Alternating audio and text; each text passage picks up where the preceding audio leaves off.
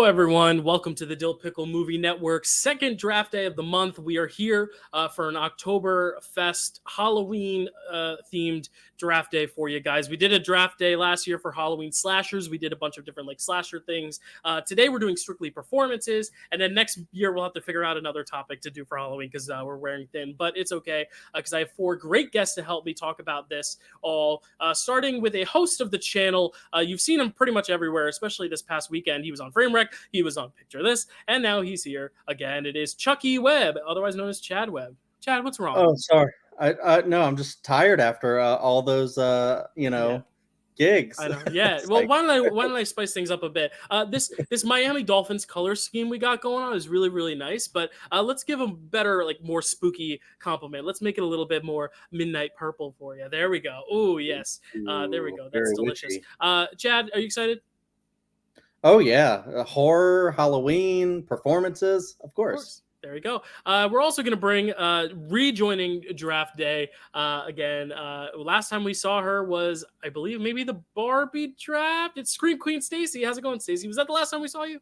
That was, well, on draft day. That was the last time you saw me. We've seen you in the MCU trivia sphere plenty since then on other things. Cool. How are you doing? You welcome? I am so excited. I've got my Halloween Horror Nights sweatshirt and my Halloween Horror Nights cup and all my spooky pops, and I'm ready to talk performances. I love that. Also joining us, I believe the last draft she was on might have been the Barbie draft. Maybe I'm wrong. I don't know. Spoo Carly. How's it going, Carly? I'm good. I'm sorry. I have cobwebs all over me. I'm so sorry. It's so embarrassing. I think it's funny. I'm so excited for this. This is going to be so much fun. I have no idea what I'm going to pick first. So yeah, it's going to be a blast. I don't either. And this is your first draft day since Barbie, right, Carly? I think so. I think though there's been so many, and you helped. I don't trust my memory, so I don't know. MCU trivia match, so yeah, it's great to see you guys back. And now someone who has not been with us for quite a while, but we have seen him in the movie trivia sphere. It is Chris Diaz. How's it going, Chris? Have you ever been on a draft day, Chris? No, actually. Wow. Well, welcome to your first draft day. This is so exciting. How's it going, Chris? Are you excited? You're a last minute alternate because Kelsey had to bow out last minute. How are you doing? Doing good. I'm happy to do a Halloween draft with performances. Kind of in the mood of Halloween, but just playing Alan Wake 2. That gave me nightmare. Now going straight to it. There you go. So yeah, we're gonna be drafting as Chris and everyone else has alluded to or said quite frankly, no one's alluded to it. Halloween performances. This is the rules of today's draft day. I didn't get to change the colors on this one. I'm so sorry. There will be 5 rounds total. A random draft order will be selected by our wheel. I've got that handy and ready to go. The draft is snaked. Maybe we can call it spidered for this one. I don't know. I guess snakes are spooky, right, Stacy? Yeah.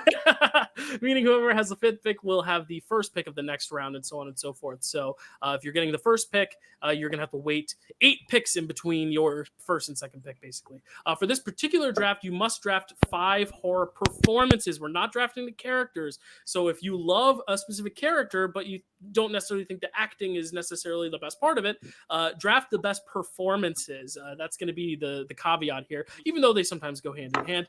In each of the following categories, our categories today are 1 main hero, basically the protagonist of the film, 1 villain, so pretty much the main villain of the film, 1 supporting role, 1 creepy kid, 1 creature or monster performance. Now, I also put this note, please try to pick the performance for the most specific category your performance belongs in. So if it's like a creepy kid who is a supporting role in the movie, you'll probably go more for creepy kid because that's the most specific. It'll get a little tricky sometimes, and obviously that's why we have vetoes. If anyone disagrees with the eligibility of a pick or the category it is picked in, they can veto the pick, and you need at least 3 of the other 4 people to veto in order to overturn the pick, which we might see just because there's so much category discrepancy today. People belonging in multiple categories, but we'll get there when we get there.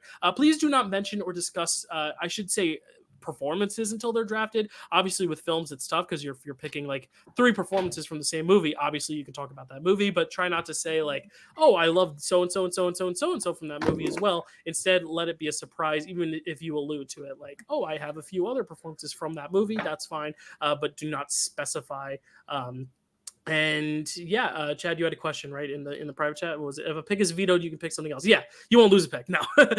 So you get to making sure, because we have 1 new person here. Just wanted to make sure everyone.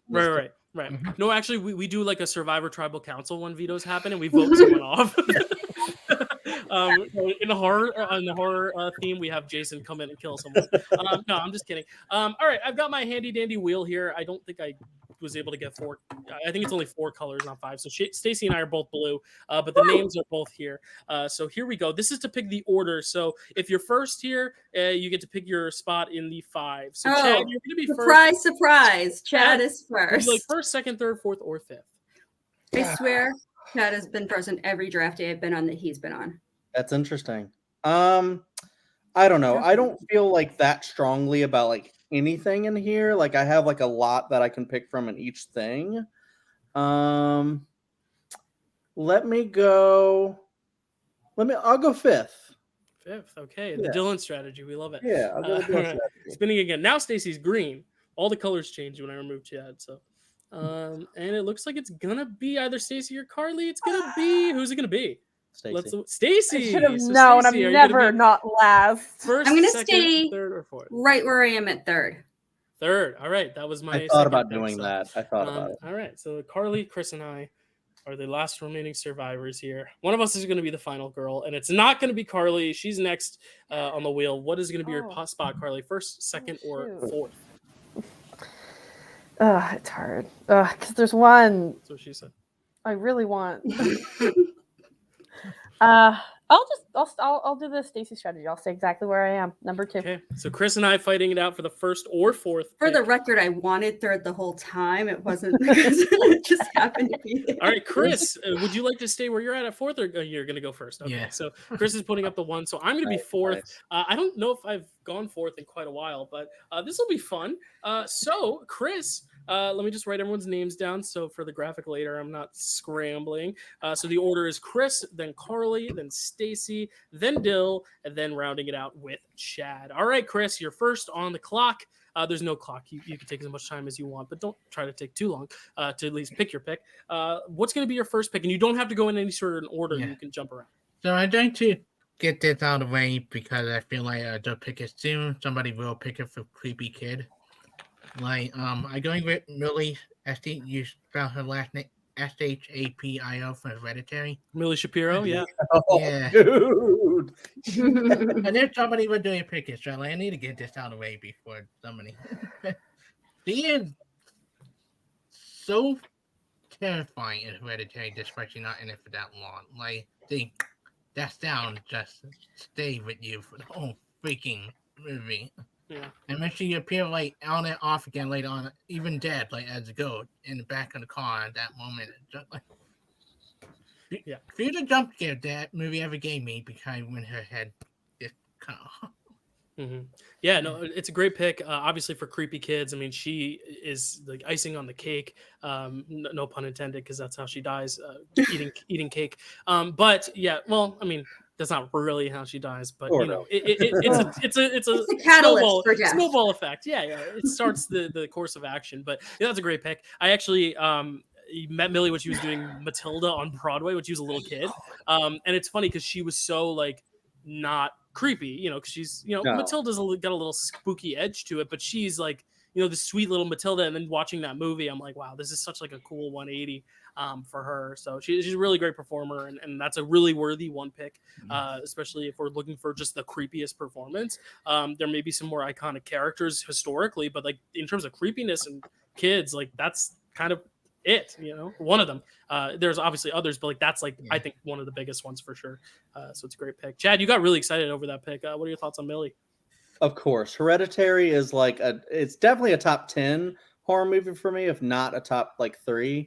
I don't know if I would put it necessarily at number 1, but it's definitely up there. And this is, a great pick. I've seen Millie, clips of Millie doing Matilda online. I wish I could have seen her live. That would have been cool. But I need to look at my playbill and I saw her in that role. Yeah, because there were 4. It was because of child labor laws. There were 4 of them, so it was always a given day. I actually saw Una, but I watched Millie online as well. But all the girls were still there, so it was cool.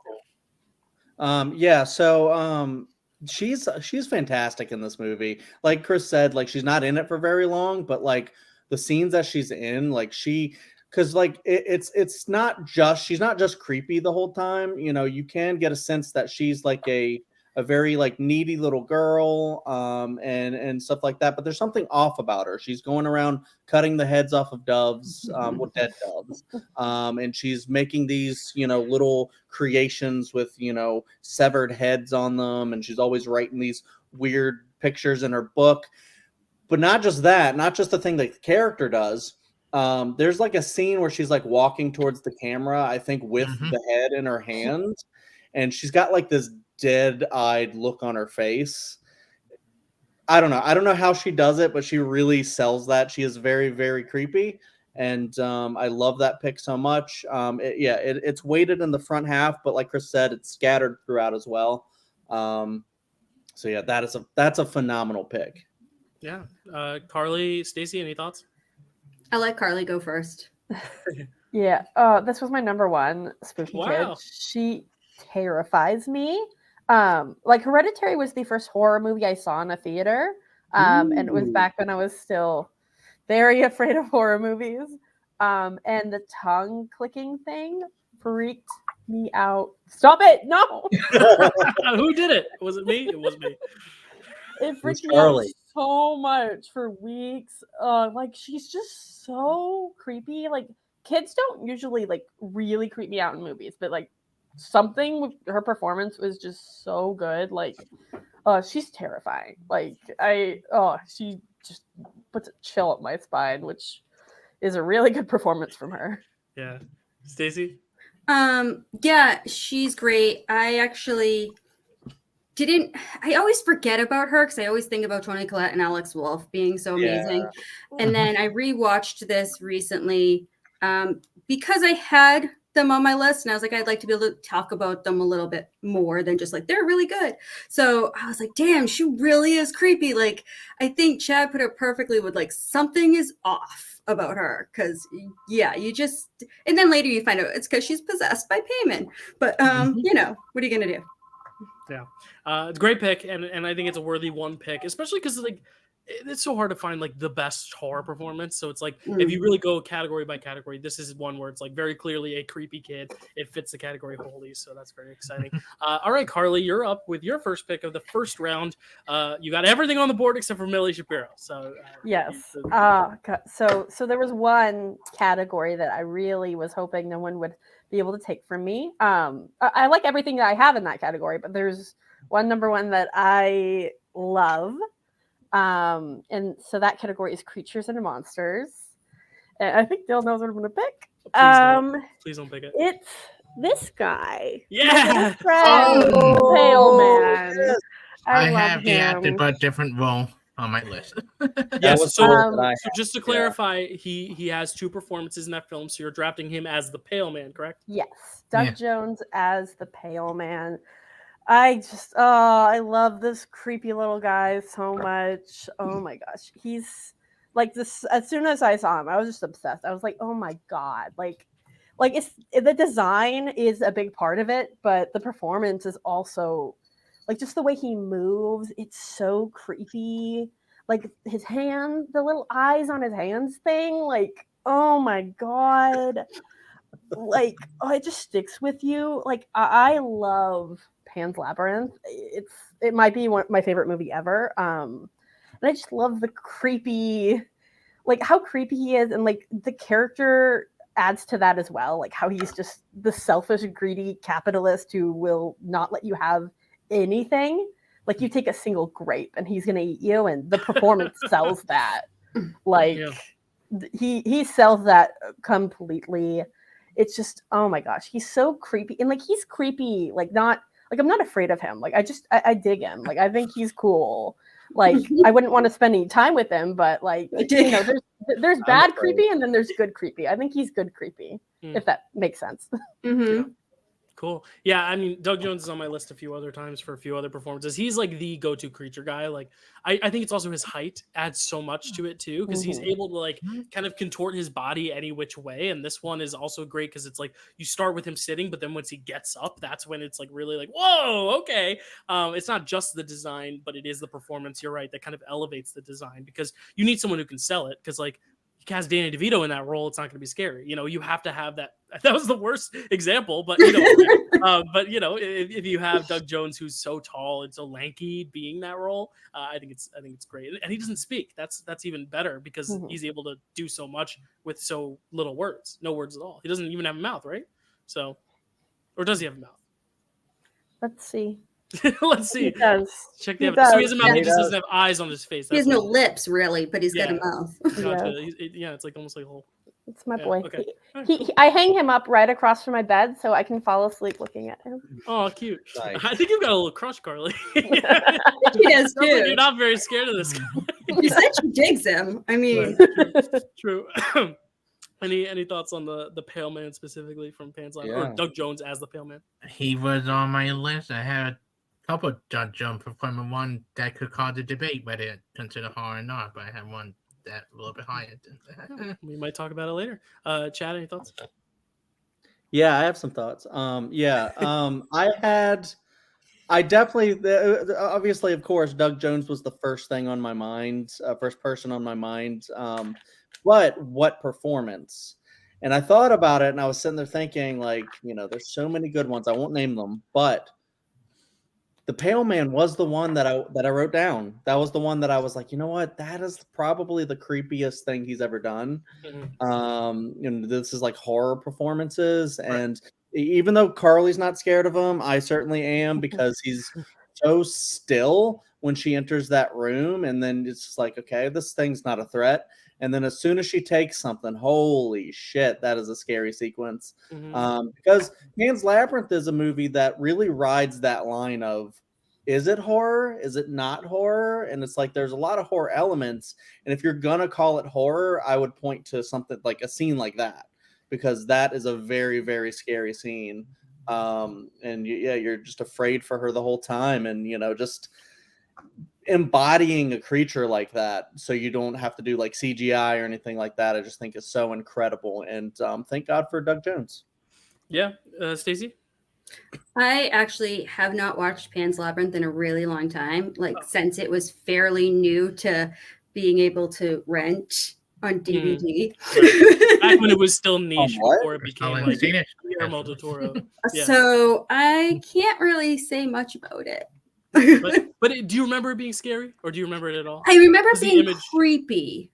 Creepy and scary are a little bit different to me sometimes. I remember it definitely being somewhat creepy. The movie, because of the movie's themes and like what's going on in the background of all of it, I always forget that it's a horror movie. I think of it as like a drama, like this little girl. There's a lot of it. Yeah, it's like a war drama. It's a fantasy wonderland, and it's a horror all at once, which is kind of so. But no, all of those creatures were creepy as F.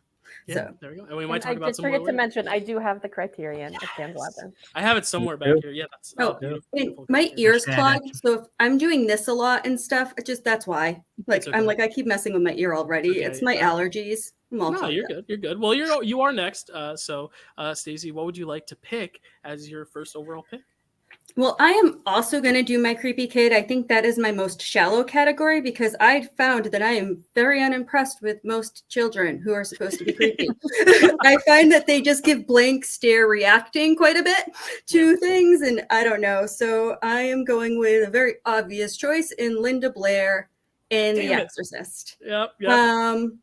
I went back and forth with this because I do know that she had a body double for one of the more controversial scenes. And I do know that there was some voiceover work with an adult actress or actor, I'm not sure which, for some of the demonic voice. But I mean, most of it's her thrashing herself around, telling the guy he's going to die up there and peeing. Well, obviously she probably didn't really pee, but like that whole scene when like she's not even really possessed yet, and she just goes to the party and is like, you're gonna die up there, like that's creepy. And she actually hurt herself. She's actually had like a permanent, I think it's like still an injury of the rig where she was like thrashed about. And yeah, I mean, she's still synonymous with that role. It was a career making performance, but also a career breaking performance, because she can never get away from it. And she as we just saw. very scary. People walked out of the theater. Yeah, my grandmother, I told this story on Picture This with Chad, but it was a few years ago. But my grandmother, when she saw that movie, she literally like had to leave the theater for the same, like she got sick watching it. And then one of my ex-girlfriends, she snuck downstairs to get like a snack from the kitchen when she was young, because like all kids do that. It's a classic thing of the kids tiptoeing down the stairs. Her dad was watching The Exorcist but had fallen asleep watching it. So she was like, what's my dad watching? And he was sleeping. She watched the whole thing and was like terrified. So I have two close people in my life that like have really very vivid Exorcist memories from like small age or young age that have like stuck with them. So yeah, very, very. I think it kind of ruined me for the modern CGI heavy exorcism movies, because I don't like that look to them at all. And I used to really like, you know, possession exorcism movies. And then when it crossed over, I was like, just give me The Exorcist. Like, just give me those natural, those real effects. And the question of did she pee or did she not pee? Like that goes to show all you need to know about like how good the practical, but like practical effects. Like in modern CG, you're probably getting like a really bad shadow effect or something, or maybe they would actually like spritz some water. I don't know. I mean, there's dribbling water on the floor. Like there's something. There's water. Definitely. And probably not actual urine. I will say, Stacy, the creepy kid category was inspired by her. So awesome. I'm glad you picked her, because if you didn't, I was going to pick it next. So it's a great pick. Any other thoughts on Linda Blair? Absolutely. Yeah. I mean, this is a Oscar-nominated performance for crying out loud. A Picture This winning performance. I picked. Yeah, it is. She's incredible, even when she's like not possessed yet, but you see that slow change with her. And yeah, I mean, there were things that added to the performance, like voiceover and body doubles and stuff like that. But she's still giving that performance and going through all the makeup and all the stuff that she had to do. It's so incredible, and she hasn't really done much else after that. I think she's just been kind of I guess typecast in that role, but for that it is one of the all-time phenomenal just movie roles in general, I think. And I mean, that was a big awards movie just all around, and horror. So it's a big example of horror is more than this other thing that you're not going to nominate and just kind of toss aside. Like it can be incredibly affecting and stuff in a lot of different ways. And Linda Blair's performance shows that. She's the first one I wrote down. I have others, but it was one that was if it came to me, I might have picked her for sure. So great pick. Yeah, I love The Exorcist. She was second on my list for back and forth between her really because I love both performance. I think the only thing that caught it down for me is just the more recent movie just have well, but we're drafting for a specific film, so you would have been taking her in The Exorcist. You don't have to take her for, but that the recent one left a bad taste in my mouth with the way they treated the character. Gotcha. So you just have a bad taste in terms of the whole franchise now. Yeah, because it's kind of have we all seen the new one yet or no? Yeah. Oh, I don't plan on seeing the new one. Gotcha. So we won't discuss her performance in the new one. It was probably the most disappointing Halloween Horror Nights house as well. Gotcha. No, maybe not the most. I mean, it was still good. Saying it was disappointing was it's a 7. It's not. They were all good, but I believe she's in some of the other sequels, right? Because I haven't seen. She's in the second one. That one's terrible. Holy shit. Yeah. And I don't know. I don't think she's not in the third, and she's not in any of the prequels. She is in a spoof movie they made. Yes. With Leslie Nielsen. Called Repossessed. Oh yeah, that's right. It's Repossessed. Chad, don't tip picks. No, they sing Devil with a Blue Dress during Repossessed. That's what it was. I don't know if anyone's going to be nominating anything from Repossessed. I don't know. Never say that because it had 2 performances for different exorcism movie in my head for Creepy Kid. Nice. Somebody might bring up the other one that kind of go into more extreme a little bit. With the I assume it's not going to be from the new Exorcist, though. No, but it's your speech. Underrated Exorcist. I mean, I'll probably watch the new one on streaming. Yeah, because it's attached to The Exorcist. If it wasn't attached to The Exorcist, and it's not really, I mean, however loosely, but if they didn't put that name on it, I would not watch it. Well, I could go on a rant, but yeah, check out my Letterboxd review. I also think being an Exorcist movie is what hurts the movie most, because it probably the one thing, and this isn't really a spoiler for the movie, but it's like the idea that because something exists in a universe, there's no question as to what's going on anymore. It's very much like, oh, this happened way back when, so it must be this again. And I think that's the whole like kind of magic of exorcism movies. It's like, what's going on with this kid? But when you're setting a movie in the same universe, it's like, oh no, it's an exorcism. We'll get a priest, it'll be fine. Like that to me is the worst thing about all legacy sequels. But we won't talk too much about. And the way they hype up the mom and they don't use it that much. Legacy casting too, so it can be hit or miss. But Carly, any thoughts on Linda Blair before we move on? I think you guys all said it all. She actually wasn't on my list, but I think I just blanked on her. But gotcha. Well, I'm excited to hear what you do have on your list. But I'm next, and I don't know what. I'm gonna pick something, or I'm at least gonna float an idea out there. And if you guys want to veto it, you can, because this is someone who it's my favorite horror performance, but I didn't know where to put them because I don't think they're a hero, but I don't think they're the villain. They're definitely not a kid, and they're not a they're not supporting, they're the lead. So I figured, I was like, I could make an argument for Creature, and hear me out. You can veto this, and I expected this to get vetoed, but I want to at least bring it up. Natalie Portman in Black Swan, because she literally becomes the swan, is she a creature? She has the feathers, she has the little thing she's pulling out of her skin. I mean, wouldn't she be lead though? Yeah, but I would she's not a hero. You know what I mean? She's not a hero, but she is the protagonist. Right. And how much screen time does she actually morph into the thing? Right. Does she show parts of morphing into a thing early on, or is it just at the very end? Because I think it's just the very end. I think it's just the end, but I'm not positive. It's just toward the end. Okay, so are we vetoing? I mean, I don't care if it's your list. I don't really. I have a backup that I'm really passionate about, so I'm okay with veto. Because I don't really want to veto anything because I don't want my stuff to get vetoed. I have an official pick in mind with Doug Jones later on. Yeah. Do we think Natalie Portman plays a creature in that movie though? Not really. I don't think so. Okay, that's 2. Carly, no. Really. Okay, that's 3 out of 4. So Chris, okay, so I'm unanimously vetoed, but that's okay because I'm instead going to go Jeff Goldblum for The Fly as my nice. It was I wanted to pick Natalie for something, but I was like, I just don't know where to put her in, and I could have just picked her for my hero, but I was like, you know what? I have so many other great horror heroines and heroes that I could pick, and I just wanted to give love to her, and she might still get picked later, and that's fine, and I might still pick her later, but I want to go Jeff Goldblum for The Fly. I think Creature is maybe not the shallowest because there's so many creature performances, but in terms of real performances that stand out because of the mannerisms and the creature design and all that, I think this is one of the essential ones. And after Doug Jones and Pan's Labyrinth, this was the next most passionate one I was, or the next one I was most passionate about.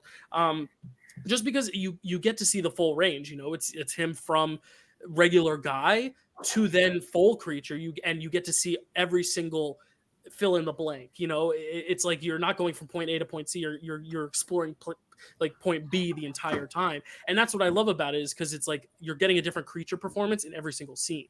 One scene, now there's this element added. Now another scene, there's this element added. Another scene, this element. So I love that idea, and I love how he kind of adopts the Fly mannerisms as the film goes on. The scene where he's at the restaurant and he's putting the sugar in the tea, and he's very manic energy. He's bugging out, quite literally. I mean, bugging out.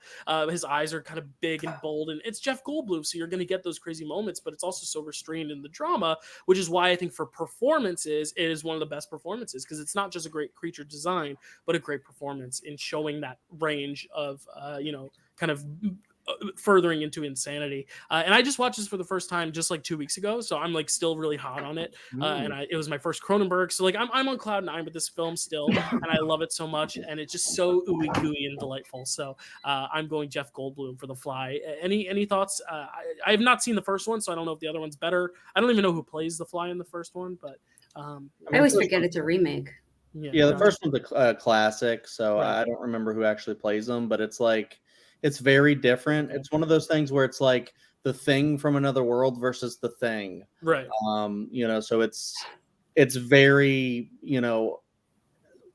80s, right? It's very 80s. Is it Vincent Price? No, it's David Hedison. Yeah, it's very 80s, practical effects and stuff like that. But I mean, Jeff Goldblum is amazing in that role. And Gina Davis plays opposite him, right? Yeah. It's just such a great like may pair. come up later. So Such a great pair.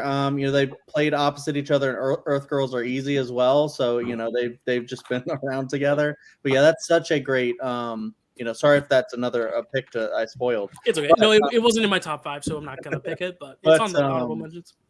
But yeah, like you're right. He just shows the gamut of slowly morphing into a creature, and it actually, from what I remember, because it's been a while since I've seen it, it actually is a pretty sad performance too. So, it's got a lot of emotion in there, and it's also pretty scary. So, great pick. I do have another one that I think is even better. But a better Jeff Goldblum performance or a better creature? Creature monster. Okay. Yeah, that's okay. That's why there's but that's like that is an all-timer though. Yeah. So that's up there. Was it on anyone else's honorable mentions or just? I haven't. Sorry, you go first. No, go ahead. I haven't seen The Fly in a while, but it was something that was in my mind. Stop swatting it away. Watch it again. I'm kidding. Sorry, I just wanted to make that joke. Stacy. So it's funny because I haven't seen The Fly by choice because I just think it'll just be hard for me to watch that body horror. Yeah. But because of what I've known, because of clips and seeing things here and there since it came out, because I'm old and was a child in the 80s, I wanted to put him on my list. Like, he was the first thing I thought of. I was like, I want to put Jeff Goldblum, The Fly, on my list, but I don't want to have to watch it. So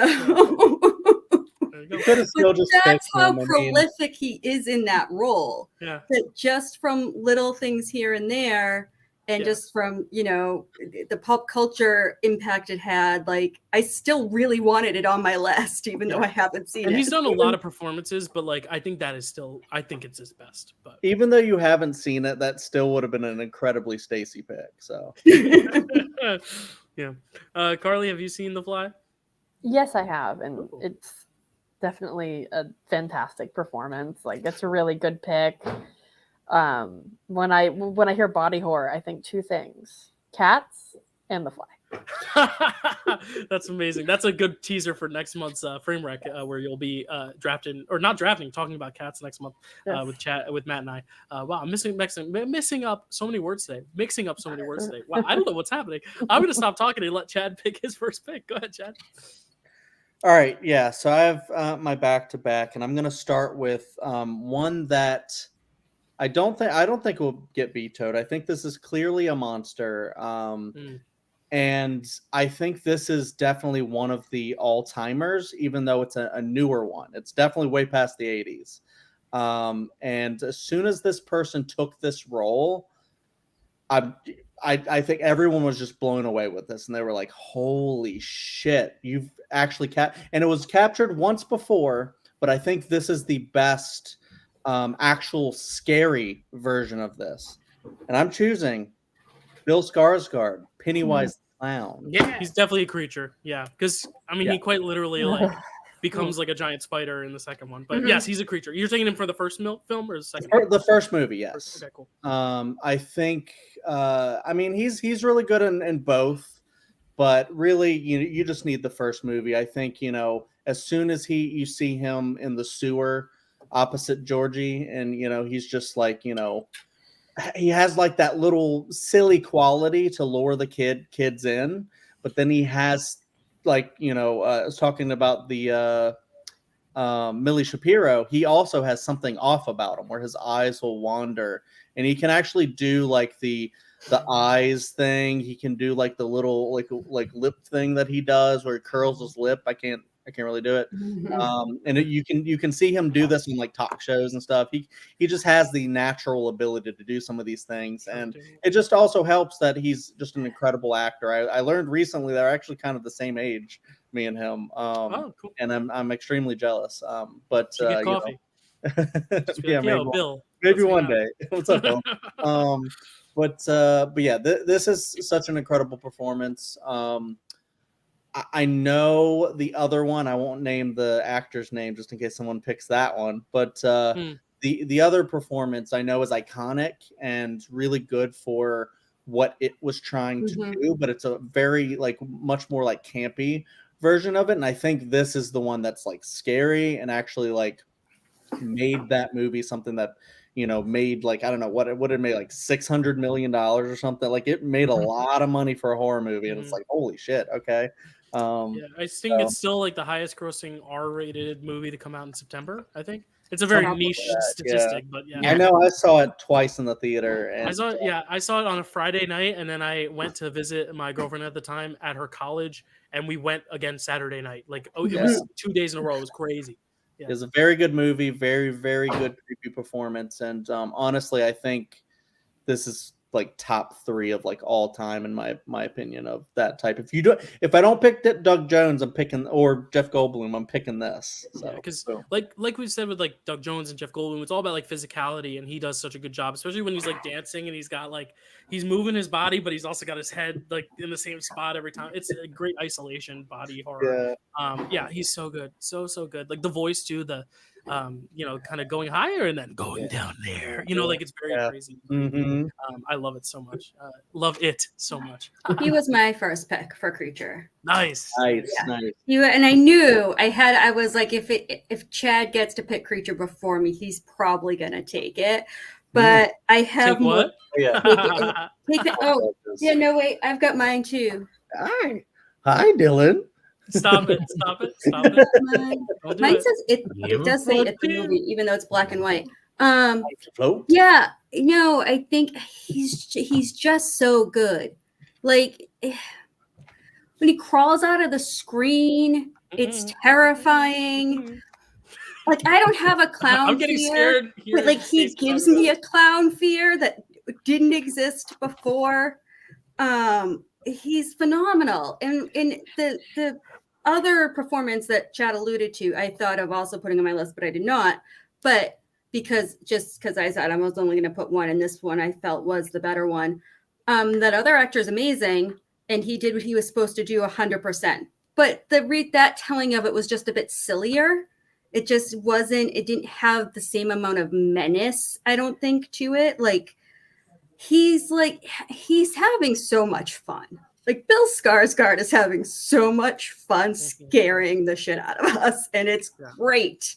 And the cool thing about it too is how like method it was, but not method in like a problematic way, but method in a we're going to keep him away from the kids until he's in full makeup, and then it's going to really creep them out. It's going to be. And I agree that I was going to do also It Chapter 1 for my pick, because I think he showcased the range in that a little bit more. And I think in Chapter 2 is just lots of creature stuff and then like be scary. But I mean, when they're watching the videos of the towns, of Derry from like each 27 years, and he's in all the different little places, and it's just so good.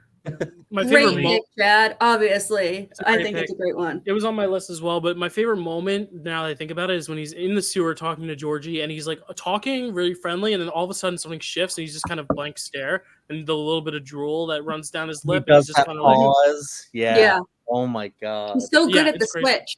At the I'm your best friend. I'm a fun clown. I'm gonna eat you. In mind with that moment when he in that video with the kid that's standing in the middle of the kid that's sharing the one kid who killed the dad, it's Chris, was this on your list? Yeah, on my list. I love Bill Skarsgård. That I love. He's been in so many good movies in the past couple of years. Some we also may talk about later. I don't know. Carly, any thoughts on? I might bring up one of his movies later. It's debatable whether I watched it or not, but I might. Carly, any thoughts on Bill Skarsgård? This performance, it was only my number 5, and that's just because I love my other creature picks so much. It's so creepy. I feel like when it came out, he either played on people's already existing clown fears or created new clown fears in people that didn't have them already. It's just, it's so unsettling. Like, just you describing the sewer scene gave me goosebumps. Like, that doesn't creep me out quite as much as the clicking does. But it's amazing. It's such a good performance, and this is back when I was getting into horror a bit, and I was like, this scared the heck out of me. there you go. Chad, you do get a wraparound pick now. You get the first pick in round 2. What are you going to pick? Okay, I'm gonna go with my villain. Okay. I have a lot I really want to pick here, but I have to pick one. So I'm gonna go with one I think is also an all-timer villain, and I'm gonna go with Jack Nicholson as Jack Torrance. Nice. Yeah, Vito, he's the hero. I'm kidding. oh, all He's right. the Well, protagonist. No, I'm kidding. No. explain He's the that protagonist, but statement, he's Phil. very clearly the villain. I'm just kidding. On my short No, list. he might have been more of like a tragic hero gone villain in the book, but yeah, it's not really like that in the movie. Jack Nicholson, like, you could argue he's kind of crazy from the beginning and stuff, but like you can really see the gradual shift to him being in like full crazy towards the end. And if I had to highlight like any scene from it, it would probably be him chasing Shelley Duvall up the stairs. Just very slowly, like, I'm not gonna hurt you, I'm just gonna bash your brains in, kind of a deal. And but then you have like all the other stuff, like him talking to the bartender, him like kind of freaking out on his kid, and and stuff, but also showing like a little bit of like fatherly stuff with this kid as well, like before he's gone crazy. And he's obviously sane enough to get the job in the beginning, so it just shows like a really gradual shift. And like he also has like the blank stares and stuff like that Bill Skarsgård does. I wonder if he was like an inspiration to Bill. Probably, maybe, who knows. But yeah, this is an all-time horror villain performance, and it's gonna be on someone's list, so why not mine? I mean, it's on my list. Right. Yeah, it wasn't going to be my next. Yeah, it wasn't going to be my next pick necessarily, but it was gonna. If it had gotten around to be probably in the 3rd round, I would have done it. I figured it was so big that I was like, someone's bound to pick it. Oh, and not only do I have Jack Torrance, but we just went back to back Shining and I got my Stephen King back here as well with my Jack Torrance. Actually, I have 2 Stephen Kings, but I didn't put them both out. I just put out the bloody one. Nice. I have the one with him with his corgi, but I'm like, that's not very scary. So no, corgis are the cutest thing in the world. No. It's such a good pick, Chad. I love this movie, and I love him. I think it's like when you look at his career, even like he's done so many great performances, but I still think this is probably my favorite of his whole filmography. I know that's more debatable, obviously, because like he's got Cuckoo's Nest and Witches of Eastwick, and what else is he in? That's Batman, Few Good Men, As Good as It Gets. Like he's about Schmidt, Departed. Yeah, he's got so many great performances. There you go. We just rattled off all of them. None of those are horror. So what was that? Anger management. Anger management. Yes. Oh my God. Yeah. He's one of the greats. And I think this is still his best. So it's a great pick. Any other thoughts on Jackie? Yeah. You go. Go ahead. You go, Chris. I was torn between this and one other person from this universe of Tiny and Dr. Sleep, like back and forth, because they're 2 great villains in both the movie. But one out pitch for my villain, that probably will be one of my next picks as well. But I love this. I love Jack Nicholson. Oh. It's the best performance for The Shining to me. I think it's scary as hell. I see it like, especially doing a reshoot of it last night with a group I've been doing it with The Shining. It's been really good to reading the script again and imagining Jack Nicholson doing it. Yeah, and no one else could have done it yet. So I mean, someone else does do it later, but and they do it very well. But like, no one could have originated and made this performance iconic. And I think the movie wouldn't be as iconic without it either. Like, if you have a different lead in the role at that time, at that moment of history, So no shade to whoever played them in Dr. Sleep. I won't tip picks, but no, I think like that performance wouldn't be as good without Jax. So and that performance is great. So. Kudos to Dr. Sleep for recasting someone the role in Dr. Sleep really well. Very good recasting, which we may talk about later. Stacy, what are your thoughts on this? So I love The Shining so much, the movie, that I refused to read the book for 2 decades because I was afraid the book would make me dislike the movie because of everything I heard about how different they are and Stephen King. It didn't. I finally read it because Dr. Sleep was coming out and I had to read The Shining before I could read Dr. Sleep. But I mean, if you love that movie, so much of that hinges on his performance. Like you can't really separate those two things. I mean, Danny Lloyd is great and he was one, he's fantastic, but really you need Jack. Like it is not a good adaptation of that role, but it's a fantastic movie performance regardless, if that makes sense. Totally. And yeah, that is definitely my favorite role of his, my favorite movie of his. And I have three like number ones. Right. I keep going back and forth. I definitely think Chad made it easy because Villains is so stacked, I think, that like, getting one off the board, now I'm like, okay, now one of my 17 options is gone. Right. And Pennywise too was about it. Villain for me, so I'm like, okay, he's taking a few off the board for me, which is good. Yeah. Yeah, but he was definitely gonna, he was, like I said, there was like 3. We're all vying for first, and he was one of them. So not surprised Chad picked it. I'm sure he knew, like I said, you knew it was on my list. People that know me know that I love The Shining. It's pretty well documented. So there you go. That's it. Carly, any thoughts on Jack Nicholson? Yeah, I mean, I'm not the biggest fan of The Shining in general. Like, I don't love it as much as everyone else does, but I mean, the performance, you can't say anything bad about it. Like, it's a fantastic performance. Like, he just kills it in this film. Literally. I think everyone else has pretty much said it, but there's a reason it's so iconic, and like he does such a great job with the role. I mean, little kids know the "Here's Johnny" thing, and they don't even know what it's from or why they know it, but they know it, right? Yeah. Like it's right. They think it's from that too. It's not right. Even the Johnny Carson thing. Yeah, they think that's from The Shining. Yeah, which I also did for a while. Iconic. But it's just iconic. So iconic.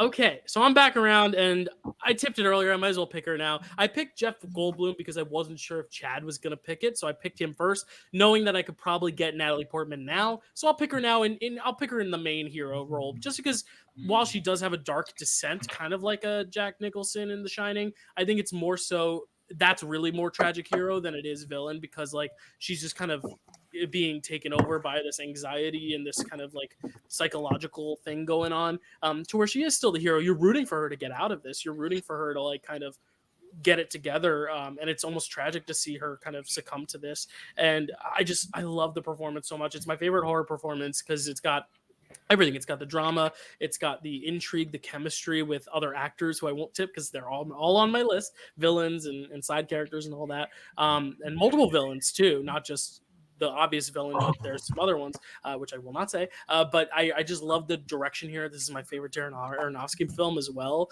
just because of how that kind of pairing of the ballet with the real life stuff happens, and like the idea of her kind of symbolizing this black swan in the Swan Lake show, and the kind of parallels to the art imitating life and vice versa. Like I love that shit. It's so artsy fartsy, but it's actually like kind of more accessible than a lot of his other films, and I think that's why it was such a big hit and why it is still about such a big hit. And the horror itself in the movie is really strong, and I think she sells the fear factor well, because for a hero you want, the way you can connect to a hero is because they're also scared too. That's a reason why horror films work so well, is because the hero's scared, so you're scared because you're fearing for the hero. And if the hero doesn't play scared well, or confusion or any of that stuff well, then it's harder for the audience member to relate. And I think Natalie Portman plays that kind of confusion and disorientation so well that the audience is able to kind of connect with her. And I just think it's one of the most stunning performances of the 21st century.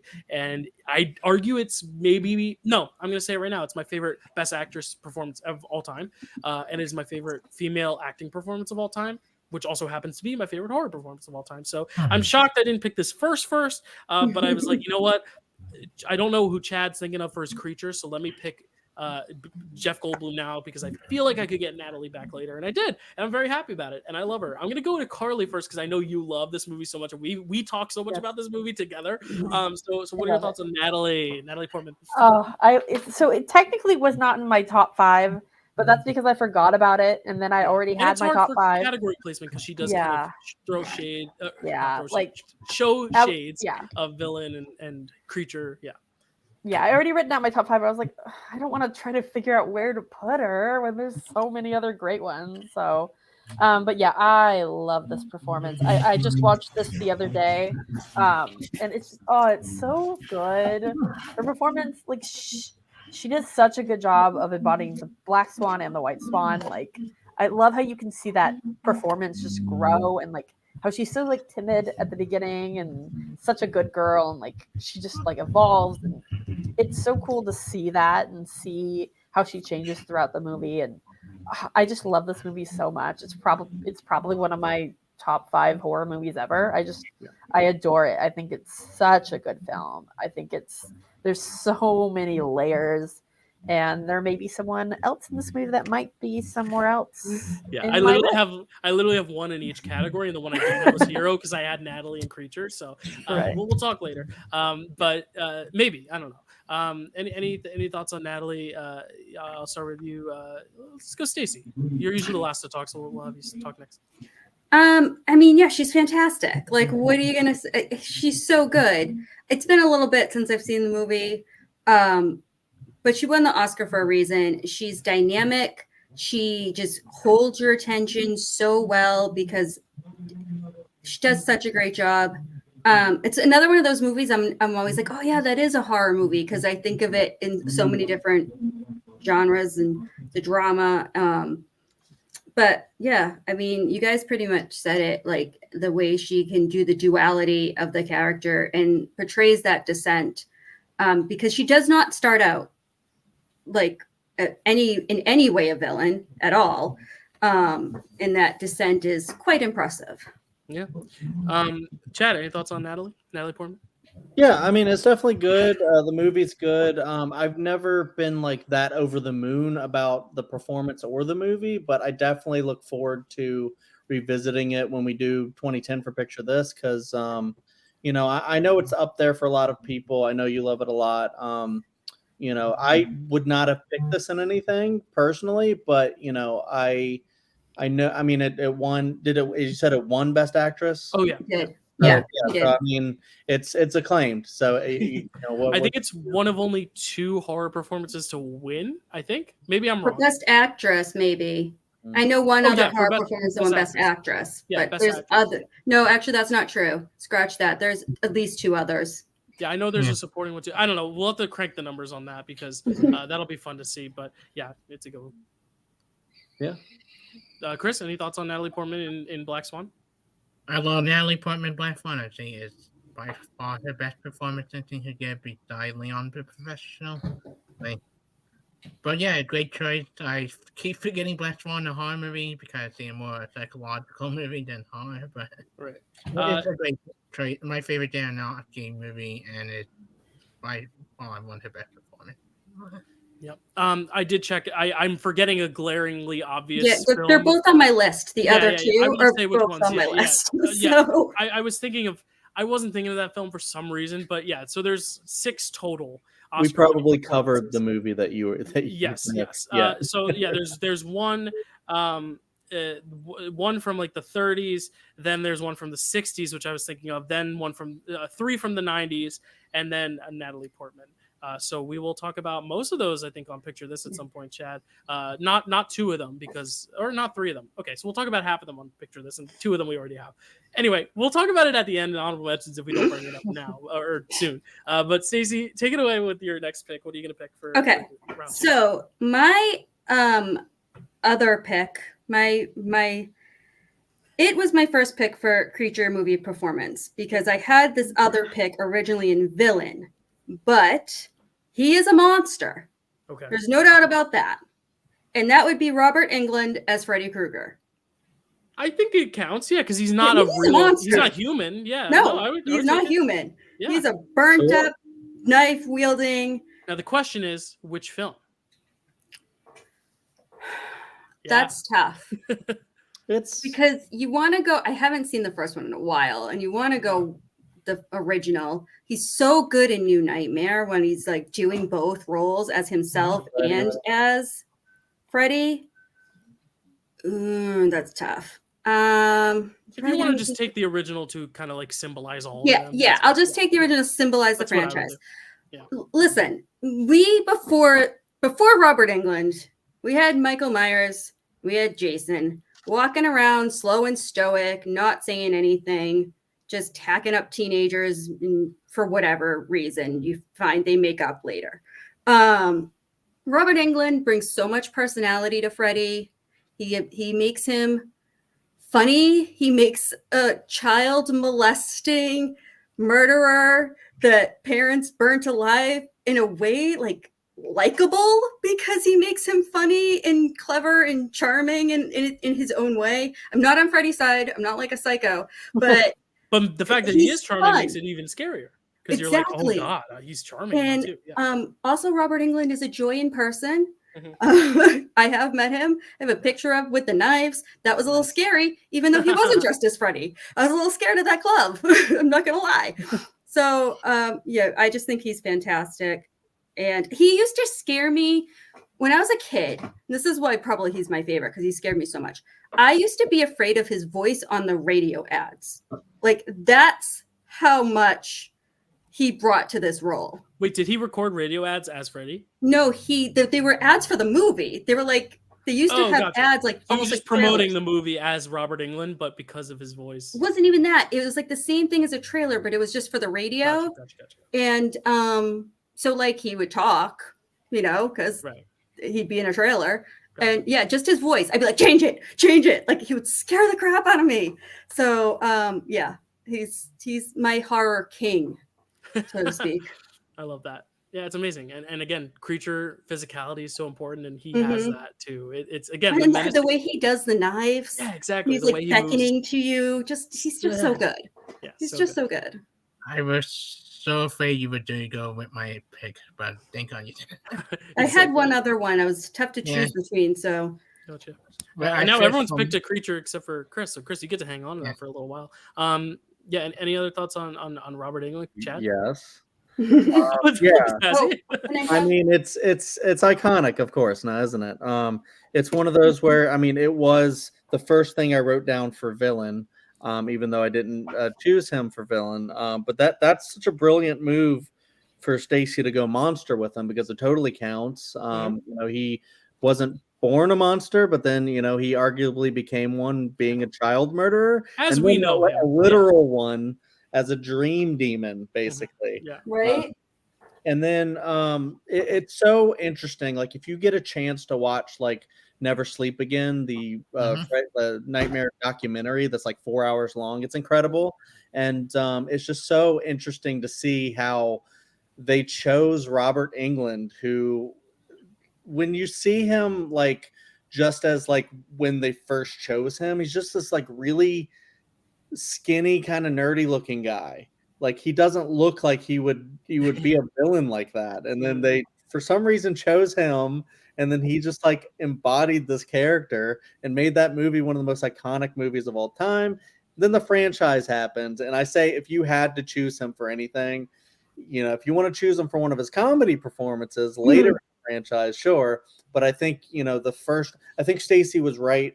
Either the first movie or New Nightmare would be the two best ones to choose if you're going to go for scary Freddy. And I love that she picked the first one to represent all of them, because I think that first one is, what I think most people think back to when they think about Freddy, like haunting them, and the tongue on the phone. That wasn't him, but just like everything that's like surrounding his character, and his performance, and I'm your god now, and stuff like that.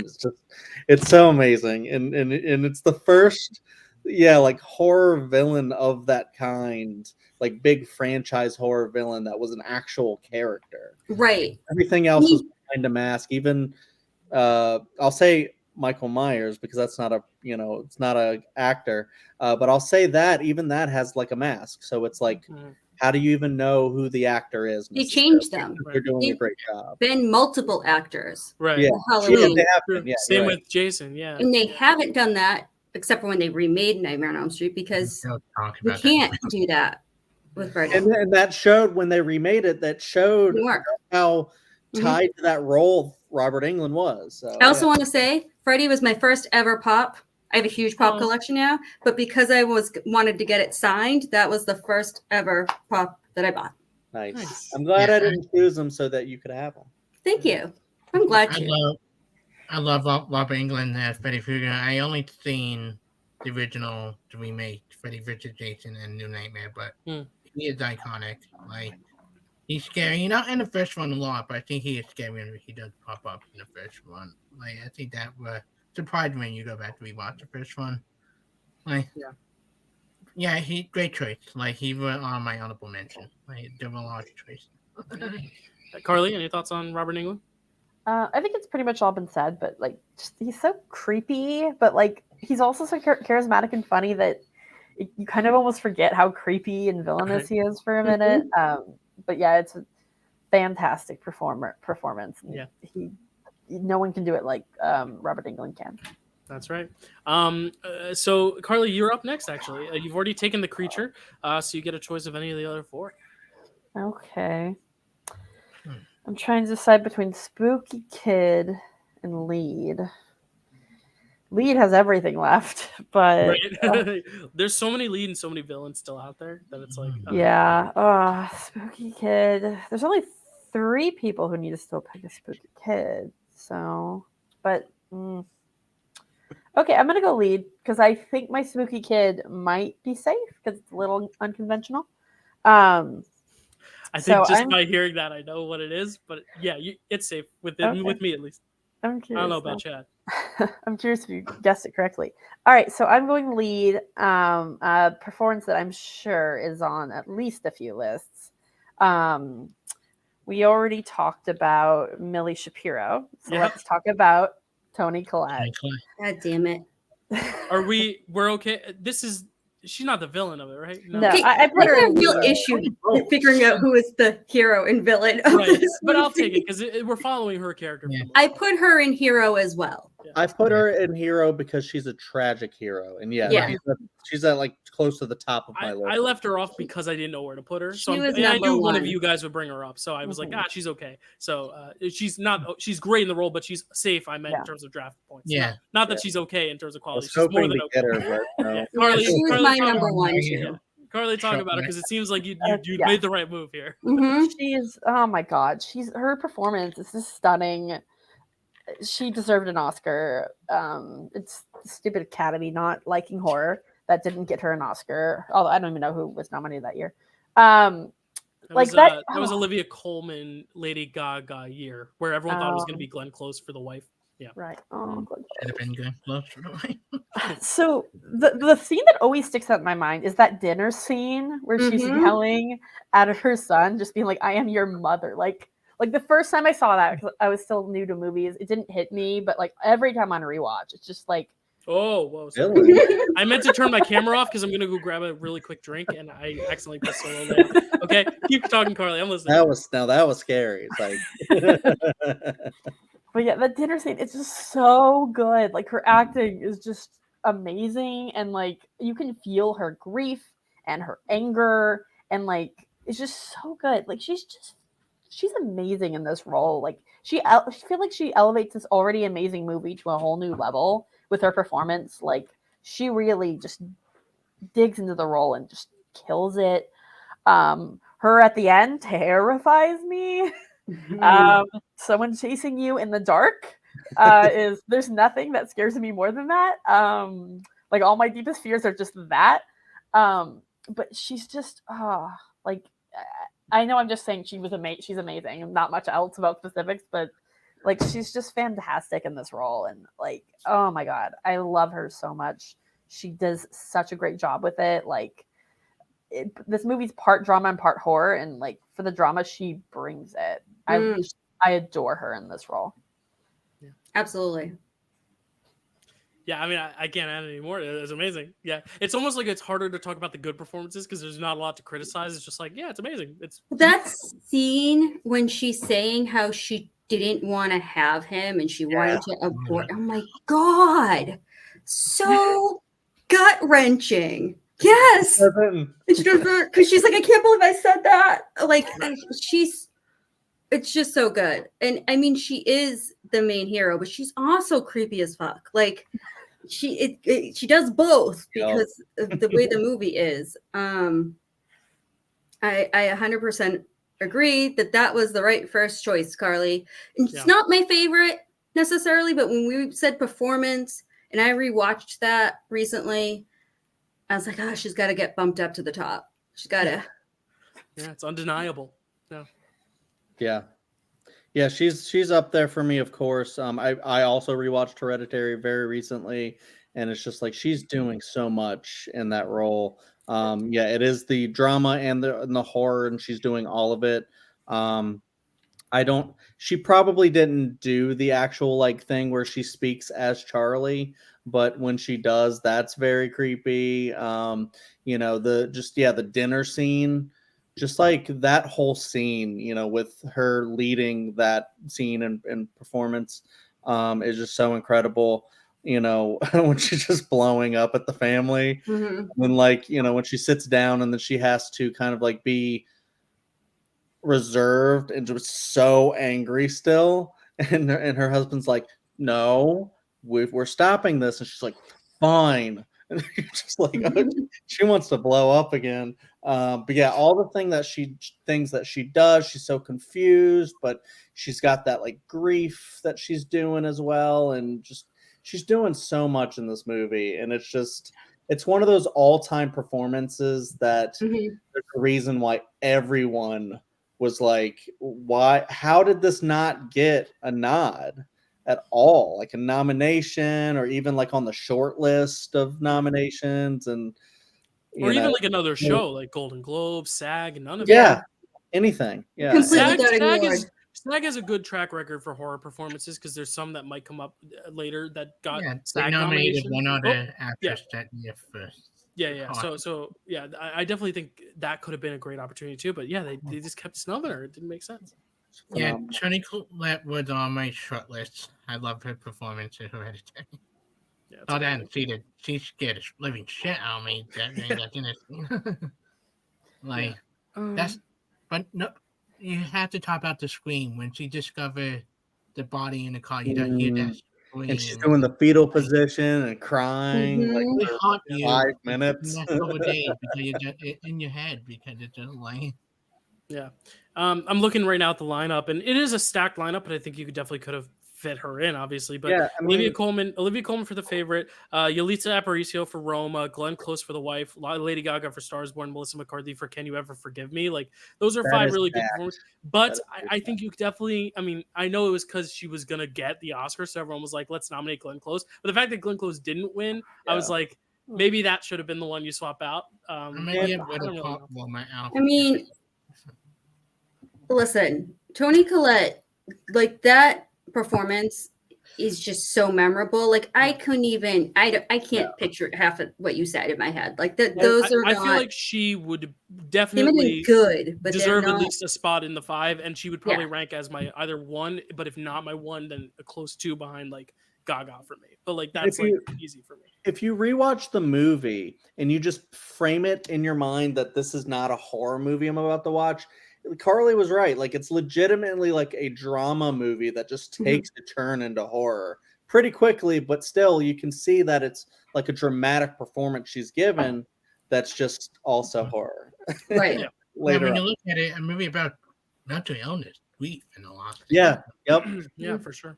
I figured it out. We move Olivia Colman to supporting because how do you pick a lead out of those 3? They're all supporting each other, and then you make Toni Collette the 5th in that category. There you go. Was she nominated for the favorite? Movie, right? So for Oscars, they campaign Olivia Colman in lead, and then Emma and Rachel in supporting. That's weird. Yeah, I think all 3 just put in supporting and or give them like an honorary Oscar for the 3 of them, and then like I don't know. I'm just trying to find a loophole. So let's move on now. Chris, your second pick. What are you gonna pick? You know what?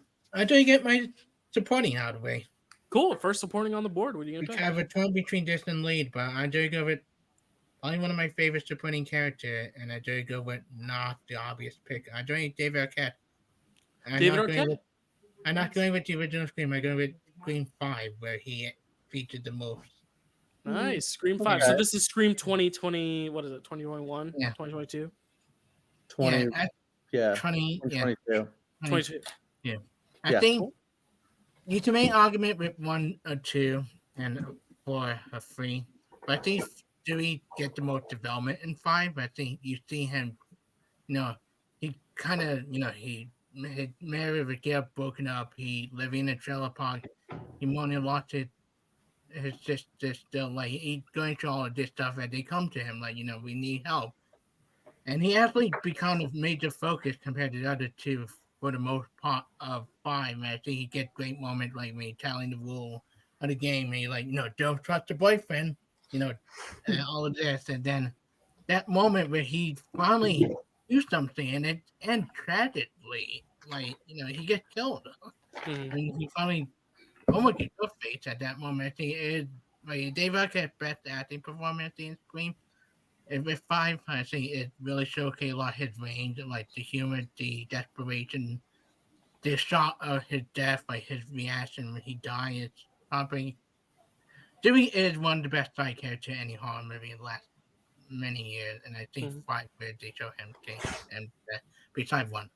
Yeah, I mean, it's great that you picked 5 because, like, I think the first one, there's so many great supporting actors that it's like, who stands out over who, and I think there are maybe a few people who stand out a little bit more than him in that movie, just because they're doing a little bit more. But in 5, it's like he almost gets the most to kind of shine away from everyone else. Like, he has the big moments. It's kind of like Harrison Ford in Force Awakens, where it's like you didn't have Luke or Leia as a focal point, so he could kind of shine as like the kind of titular or the central figure of this legacy sequel, and that's also the one where he's off. So it's the scene with him and Gail, I think it's just a great showcase of his acting, like for sure. Yeah. Yeah, no, it's a great pick. I think it's a fun and unconventional choice. I probably would have gone with one of the first few, but I do think what he does in Scream 5 is probably the best acting in that movie. Maybe save for maybe Jenna Ortega, but I think it's amazing. Like what he does, especially in his final scene, is so good, and great homage to that character.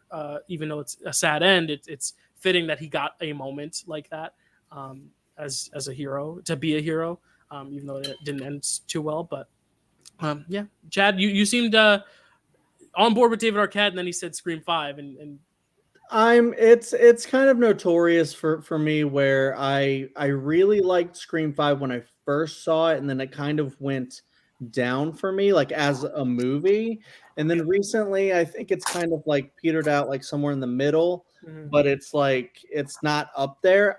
I'm not mad at the selection of 5. I think that Chris made a really good argument for why he chose 5. It's not like he just said, I like that movie, so let's pick that movie. He actually made a really good argument for him showing up in that movie and being like a central figure, and you added to it as well. I probably would have picked him in like Scream 2 because I think like he gets a lot of development in Scream 2. His scenes with Gail in that movie, I think, makes that movie, or like one of the big things that makes that movie. And then, of course, he's amazing in the first one as well. You make a good argument about, there being so many other side performances and stuff. But yeah, all I had was I did have David Arquette written down. But I didn't specify a movie, but I probably was just going to pick the first one. But if you would have asked me, are you just picking the first one? I might have let's go with Scream 2, actually. Nice. If we're between 5 and 2. Nice. But really, you're picking a specific movie, but I mean, I think I don't know what Dylan's rules are, but I think you just get Dewey. In spirit, you do, because I don't think anyone's gonna now go along and pick him in Scream 2, because like you could, but it's like it wouldn't help your graphic case either, because it's like like how do you that's why I picked one, because just for the graphic sake, like which one are you gonna represent? But like spiritually, like Stacy, if you pick Robert Englund, like you're getting Robert Englund as Freddy that's how I always think of them all. So then, exactly. So we will pick a film, but it's like it's really for everyone voting, they're gonna pick the body of work. So I just lead because I know somebody might go with lead that one. I'm like, okay, let me go to Freddy. So I just also wanted to add that if you're just picking like Dewey just all time, I just think that is one of the great supporting performances. It's probably David Arquette's best performance that he's ever given, like throughout the franchise, and he's like my favorite character. He pretty much in that franchise. It's like him and one other that I won't mention just in case they're chosen. But yeah, he's so good. He plays like that lovable little charm that he has, but he also can, put his foot down and, just be aggressive when he needs to be. But yeah, he's just that lovable side character in horror films that My favorite line I had from number 5 when he goes, "Damn me too much," when he say, "Maybe you're the killer," and like, yeah, that's a good one. Stacy, yeah.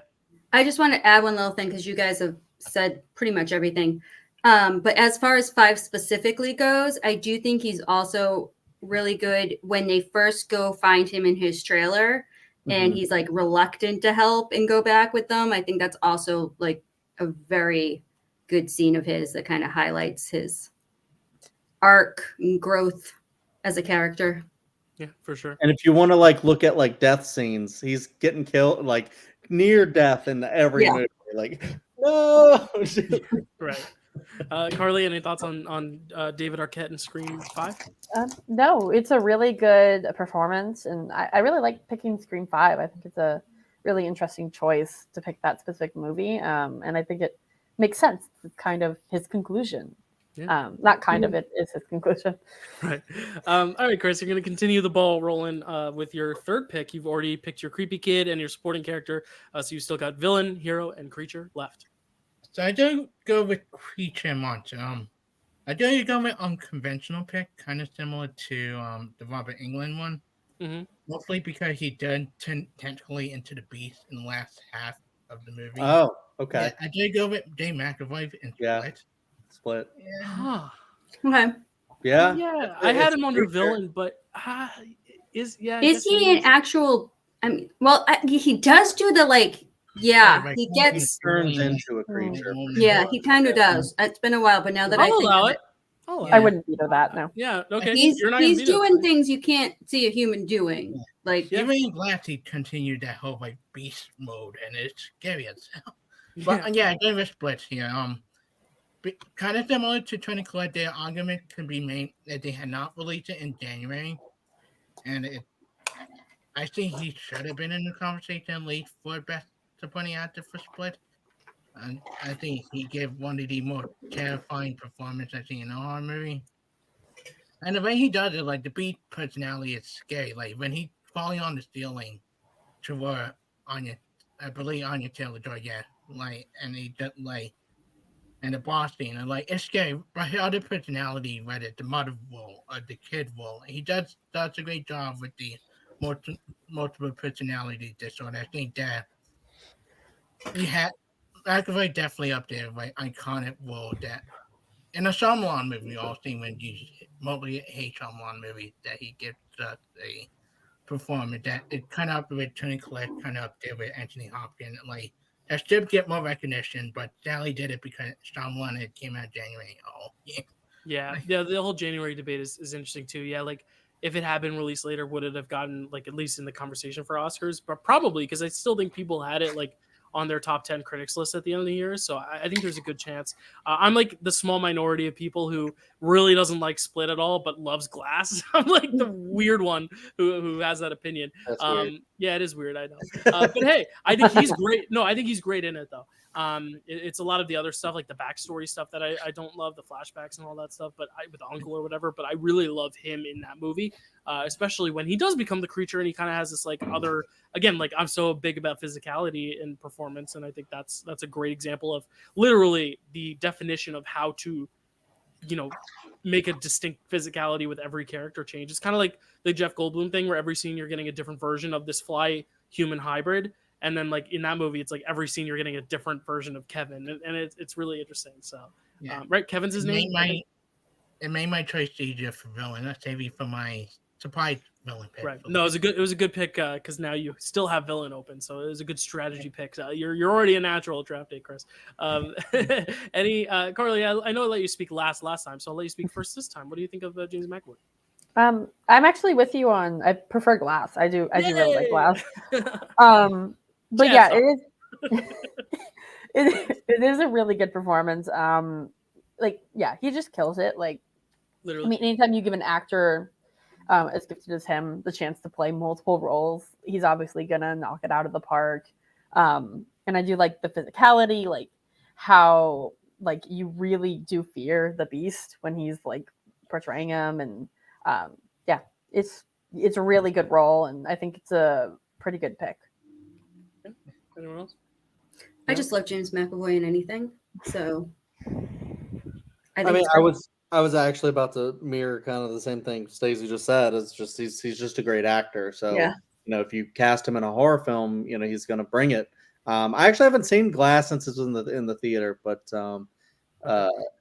yeah, we'll start that trend, Dylan. But yeah, sorry, I ruined the private chat for anyone who doesn't know. Take a shot every time Dyl says literally after someone says an actor kills it, because that's I've done it twice so far. Yeah, he's incredible in the movie. I'm not like crazy high on the movie itself as well, but I do think because I've seen like dissociative identity disorder displayed in like other stuff, and you know it's definitely a good like version of it without being like, you know, problematic or anything like that. But like the way he does the different stuff and just makes it scary, I think is done really well. They're all the personalities are so distinctive, and you know, at one point he's like playing a personality that's impersonating another personality. Mm-hmm. It's just so layered and stuff in it, and it's just so insane that he can do that. But then yeah, when he turns into the Beast, it's also very scary. But you know, I think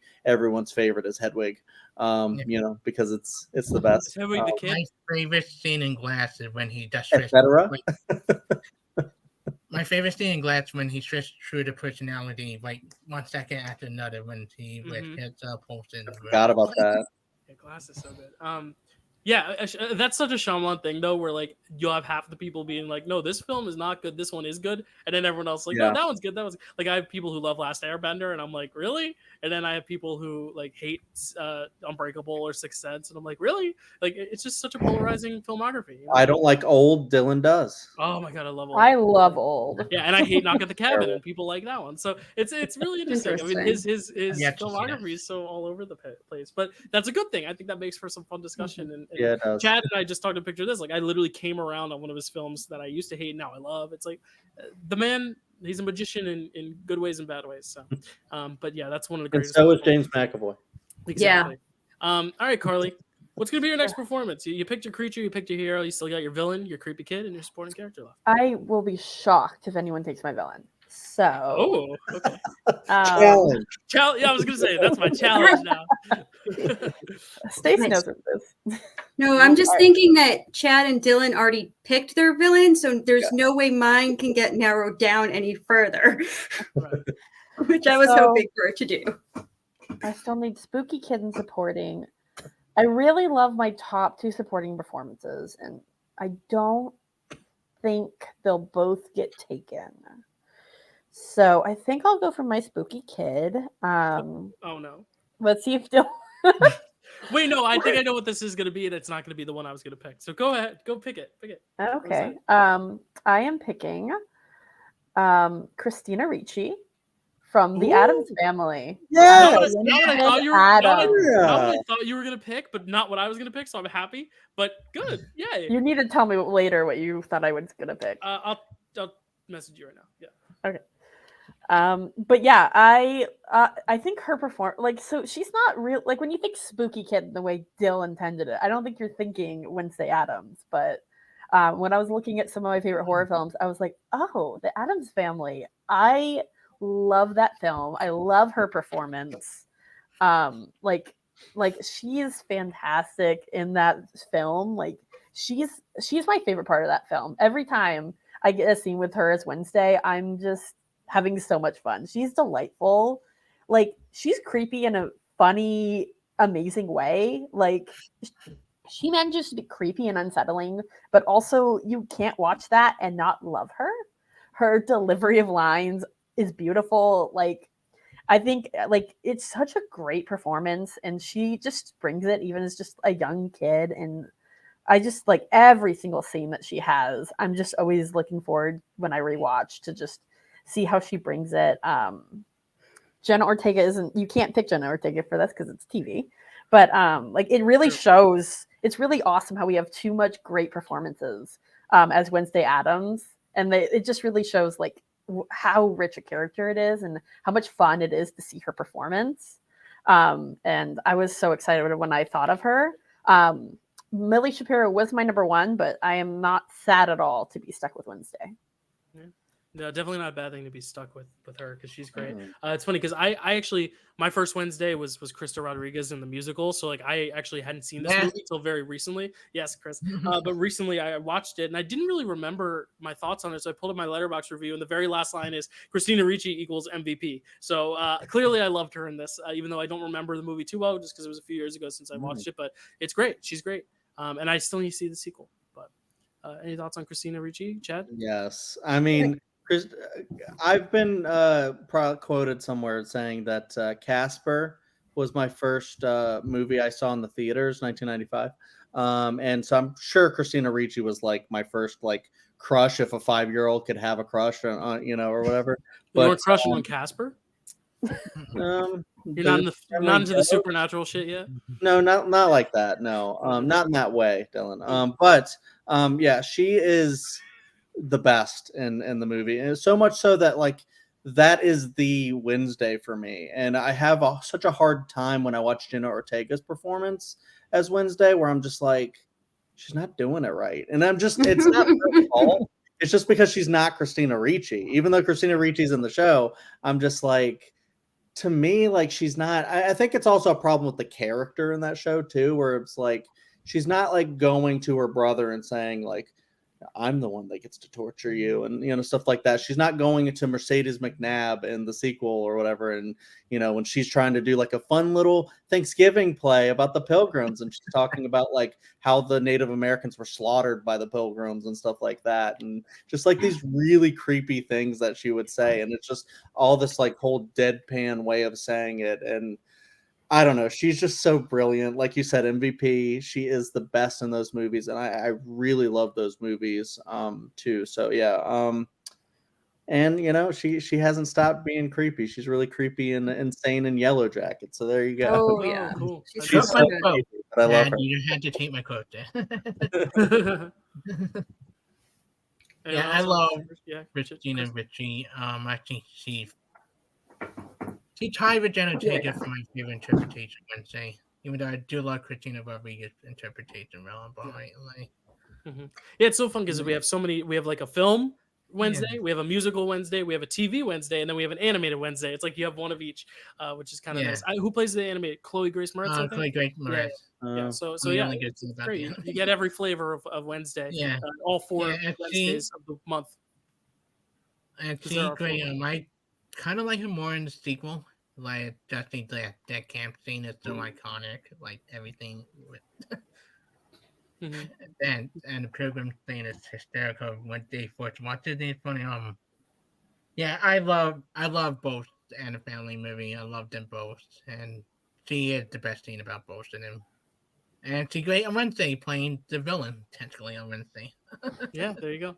I love the pick. Stacy's getting back in her chair because I'm going to ask her what she thinks of Christina Ricci. I have a Lizzie Bordenac signed by Christina Ricci. I love her.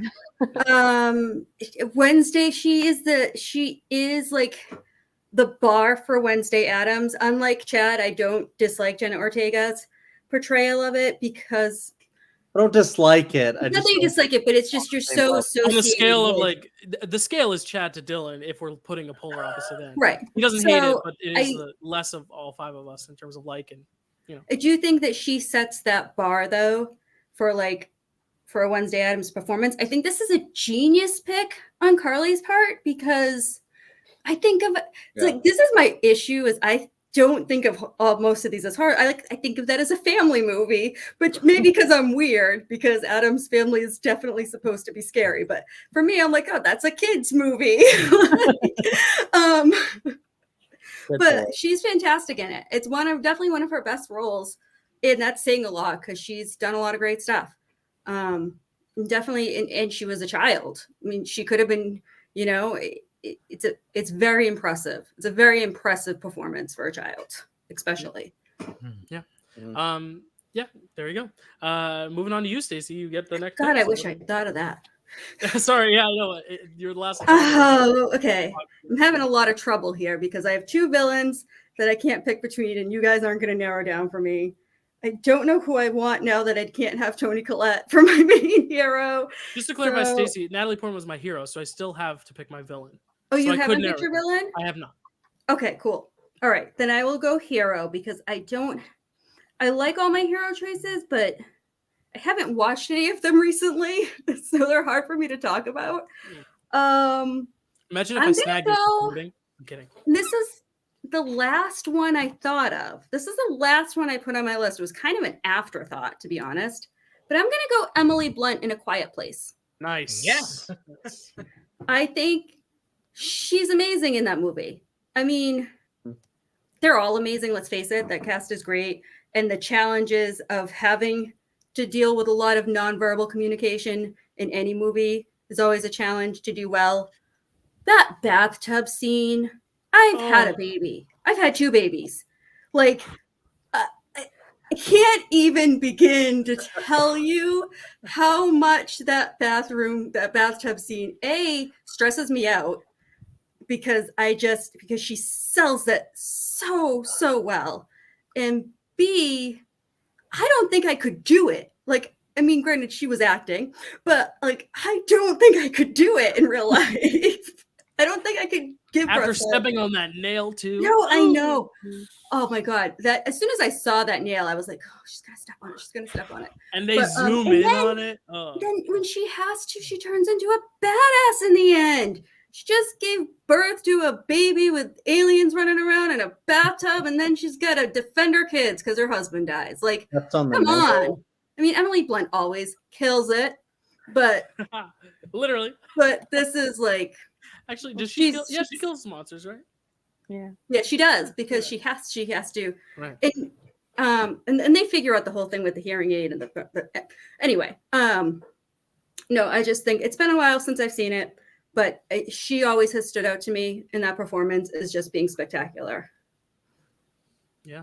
No, it's amazing. I when I said earlier, SAG does a much better job honoring horror. She wasn't only just nominated, but she won the SAG award for this, and that goes to show how great a performance it was. I think she won in supporting, but I think she is definitely a lead of that movie. It's her and John Krasinski and the kids. I think that's kind of one of the only movies where, like you don't really have a supporting. Like all four of them are. I would say in terms of screen time, they probably have equal amounts. Maybe funny. John Krasinski is a little more, but like I think it's pretty equal, and I think it's deserved because they're all amazing. The reason I thought of her was because I was thinking of the girl, and I was like, damn it, I wish she was creepy because that performance is amazing, and I put her as my creepy kid, and I was like, oh, but there's other good performances in that movie. Be a hero though, even though she could have been. Yeah, she could have been. I suppose I did think of the adults first. Going with the kid, I would go with the second part because. But yeah, so that's my pick. Yeah, it's a great pick. Thoughts on Emily Blunt? Yeah, I mean Emily Blunt, and also in everything is amazing. She's just one of those performers. But it's like really cool that like she got to like work with her husband directing, and I'm sure they just made like a killer team. Even literally. Even when Charlie's so mad at me. Spoiler alert. Even when he's not there in the second movie, she goes on to like be a big leader, and But then Oppenheimer helps her out, and then she marries him. Okay, and she isn't Cillian Murphy the guy in the second one? Yes. Yes. Yes. You didn't get my joke? Oh. Yeah, got it. Oh, Chad got it. He just didn't like it. He just didn't think it was funny. I got it too, and just like that. I probably would have went with the father or the I can't do but the father or the daughter because I do think those are the two main focuses of the movie, like that whole story between them. But you can also pick Emily Blunt, and she did, because that's why not. And I love how Stacy said like at least two specific scenes where Emily Blunt crushed it. So yeah, I was very low on that movie, and then on a rewatch, I was like, this movie's incredible. So yeah, it definitely grew on me. So yeah. Gotcha. Yeah, I think you mentioned how like she pointed out some specific scenes, and I love how like in a lot of those scenes, she's by herself too. She has no one to act aside. Like she's by herself in that bathtub, and like she doesn't have, because the biggest thing with acting is like you have people to play off of, but when you're by yourself, it's a lot harder. And she does it really, really well. So yeah, great stuff. Yeah, great choice. She definitely was on my short list. I love Emily Blunt in the Quiet Fight. You talk about another scene when she go down the stairs. That nail is The nail. Yeah. Yep. Yeah. Body horror at its finest. Yeah, Carly. Yeah. Oh, sorry. Go ahead, Chris. Yeah, great choice. It's tough to choose between all of them. Like even for the kid, I would go with the second one because the daughter featured so greatly in the second one. Her spot there, Kelly Murphy and everything. Like, yeah, the second one has great performances too. I mean, it's such a good cast in both of them, and I hope we get. I think we're getting more. I know one of them got canceled. The spinoff got canceled. Year, yeah. I mean, the second movie leads like hints at a third movie. A third one. Yeah. So sure. I hope they do one. Right, it's a very abrupt ending. That'd be an amazing trilogy. Come on, right, now. Right. There you go. Carly, any thoughts on Emily Blunt? Yeah, Stacy makes a really good point about the childbirth scene. Giving birth is one of my biggest fears. So, like, it's great thing to have in horror of not only the horror of childbirth, but not being able to say anything, like having to. Like you can't even like make a grunt. Like she can't even be like, oh, that hurts. Like she can't, nothing. Like I probably just gonna don't pop know. a blood vessel squeezing it in. Yeah, that's. It's just yeah. But that's the scene that sticks out to me the most, which is why I went with Emily Blunt, because out of both movies, that's where I straight go to as like what gets me. 3/4 of the cast of this movie are on at least two of my lists. Like they're like it's just it's so good, like how well they can do such a great performance when they don't have sound, really. Like most of their lines are whispers or just no sound at all. Like it's so tough if you're taking one aspect away from or sign language. They do a lot of sign language too. Yeah. Oh yeah, that too. It's really fantastic. Like her performance, I can't remember if she was on my list or just an honorable mention, but she was somewhere. I think it's a really good pick, and cool. Okay. Oh, it's me. I did that thing again that Stacy just did, where I'm like, oh wait, I'm up. I gotta pick something. I know Chad has already picked his villain, so I don't need to pick my villain right now. I should probably go with my creepy kid. But my creepy kid, I'm less like I'm now with Millie Shapiro and Christina Ricci and Linda Blair already picked. Linda Blair and Millie Shapiro are my top two, so I'm like, you know what? Whatever Chad ends up picking, if he ends up picking a creepy kid, like I'm fine with whatever I get on the wraparound. Whereas villain, I'm like, I guess I could just pick my creepy kid now and wait for villain because Chad hasn't picked it. But I kind of want this person in the third round. That's the thing. Like I want them higher up on my leaderboard, I guess you could call it. And because like as much as I have a huge list of villains, there's one that I still come back to as I think next to Natalie Portman's probably my second favorite horror performance in the 21st century. And it's hard because this character plays a hero and a villain in the movie kind of, but I'm going to go with it anyway. I'm going to go Lupita Nyong'o for Us. Also a SAG nomination. Again, SAG Academy, listen to SAG because SAG makes good nominations. Originally when my pick, and then I struggle with this in the same way I struggle with Natalie Portman because it's like, what category does she belong in? But I think the best meat of that performance is the villainous side of that character, the more menacing one. Right. That's a hard time speaking. Like it's like almost like croaking because she lives in this like nether world where she doesn't speak a lot. And I love how the twist kind of recontextualizes the performance because you think you're following a certain set of characters, and then it turns out you've been following those characters, but the roles are more reversed than you expected. And that's why I love rewatching it, to see the mannerisms and how little it changes. This isn't a creature performance, but I love the body physicality in it too. Like the fact that she like, makes these really interesting shapes when she's sitting and when she's like looking at her, and the eyes, the big buggy eyes, just like Jeff Goldblum. Just like very, very creepy performance, but also just such a good performance. It's so layered. And like, yes, I'm taking the villainous part of her, but even the heroic Lupita Nyong'o we're following in the film, turns out she has some more like, problematic motives at the end of the film. You find out that she kind of like switched with her counterpart when she was younger, and there's kind of a like she was the villain as a kid. Like it's a very interesting movie because it's like who's the real villain here, who's deprived who of their real life. So I think in a sense, I guess I get both halves of her. I don't know. I'll put the villainous side on the graphic, but I'll let the voters decide if I get the full Lupita performance or just half of it. But still, either way, one or two performances, I think they're both great. And I'm very happy to have it on my board. And I just think it's one of the best horror performances of the last few years. And I definitely think it should have been nominated for an Oscar. 2019, I forget who was up for that year. I knew 2018 very well, but who was 2019? I'll have to look. But yeah, I don't know why she didn't get at least nominated. I think it's baloney, and she probably should have won. Like I'd go as far as to say like she wins any year she's nominated against any performance of the last like 15 years. She should at least. So I'm going to pull up who was nominated, but if anyone else wants to talk on Lupita Nyong'o, go ahead. Yeah. Well, I had her under villain as well as Okay, cool. Red, the villainous. I believe that was the name of the villain side, Red. Yeah, right. Because I wasn't sure either. I was like, can you get her for the whole thing? Or like, how does that work? So I'll put Red on the graphic. By the way, I did pull it up and bullshit. Renee Zellweger, her second Oscar for Judy, which is a movie no one has talked about since. I mean, like, it's a good movie and a good performance. Actually, I don't love the movie. I don't really like the performance either. But, like, I get why she won it. But, like, come on. Over, Lupita. I don't know. And then some of the other ones nominated, like Cynthia Erivo and Harriet, okay. Scarlett Johansson, Marriage Story, yes. Saoirse, but Scarlett was also up for supporting. So it's like, did you need to give her a nomination in both categories? You could have given Lupita one here and given her supporting for Jojo Rabbit. Saoirse Ronan in Little Women is who I would have picked out of the 5, but Charlize Theron also for Bombshell. Like, I think Lupita could have been in that 5. It should have been in that 5. I think she's amazing. I mean, she's always amazing, but she's so amazing in Us. Yeah. Like, I mean, you really said it all. Like I said, she was on my list. She's just great. She's so creepy. Like so creepy. It's insane. Scary. I know scary and creepy is two different things. Well, I mean, it's just all her physicality and her voice. It's all performance. Like the scariness of that character has no effects. Not even really makeup or costume that adds to it. It's all her performance, and that's incredible. Yeah.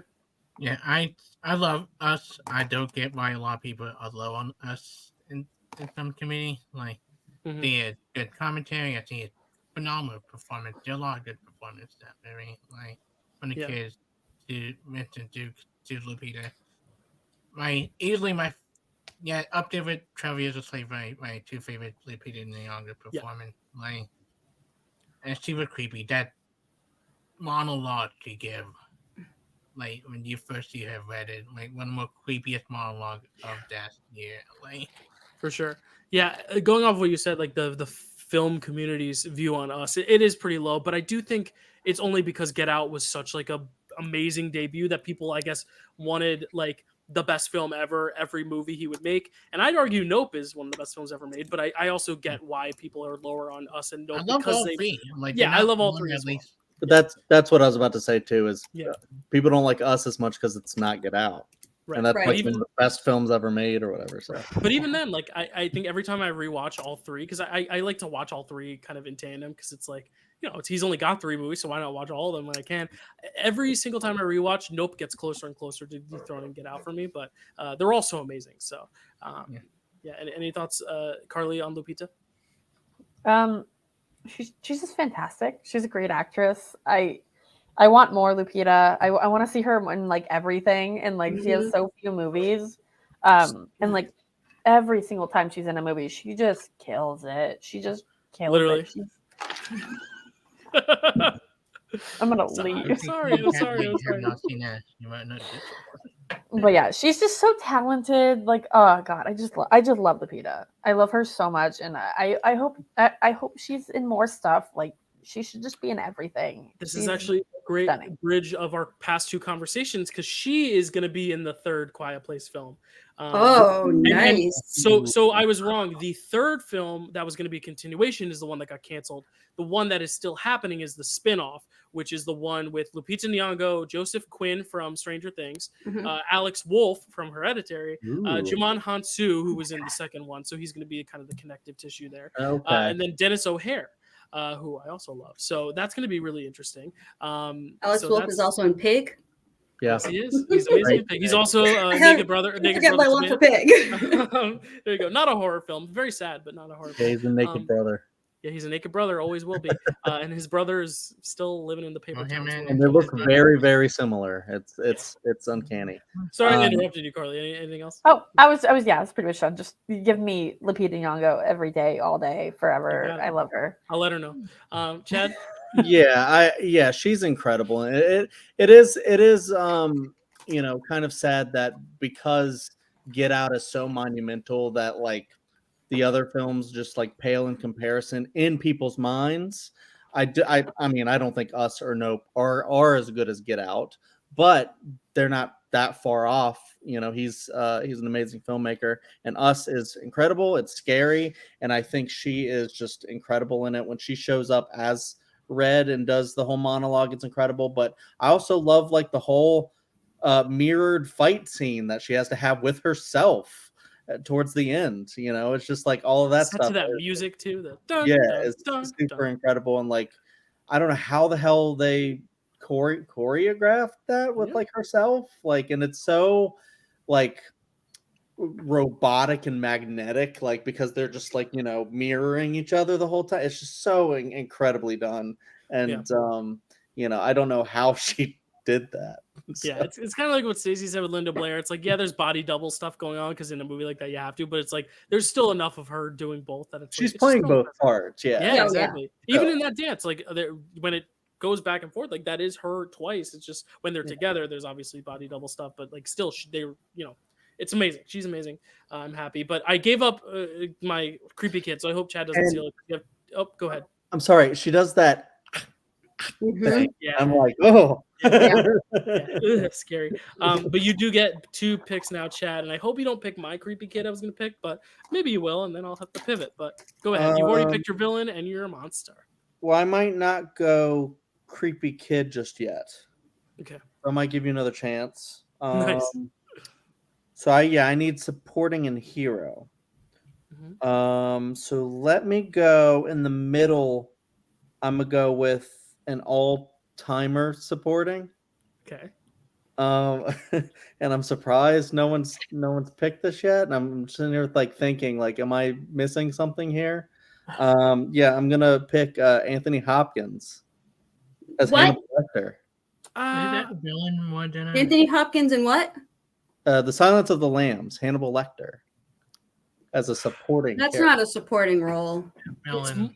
It's How is that more not a supporting role? well because he's the a most lead. specific would be well. Okay, so Stacey's argument is that he's more lead. My argument is he's more villain than. I mean, he's supporting. definitely more villain as well. I can't pick a villain. Right, but you have to pick the most specific, and I think he's the most specific thing for Hopkins would be villain. Then, But he's not the villain of the movie. He is a supporting character for Clarice. Right, because he's not the main villain of the movie. He's not the antagonist. It's Buffalo Bill. Because of that, I won't veto because I think that's a fair argument. And I don't necessarily agree with the lead thing because I do think if you look at screen time at least, like Clarice isn't so much more than he is. So I'll give it that. I'll say yes to that. Is anyone else vetoing though? Supporting Anthony Hopkins? I just think of that him. argument. Like, I feel like him. I feel like him and Jodie Foster.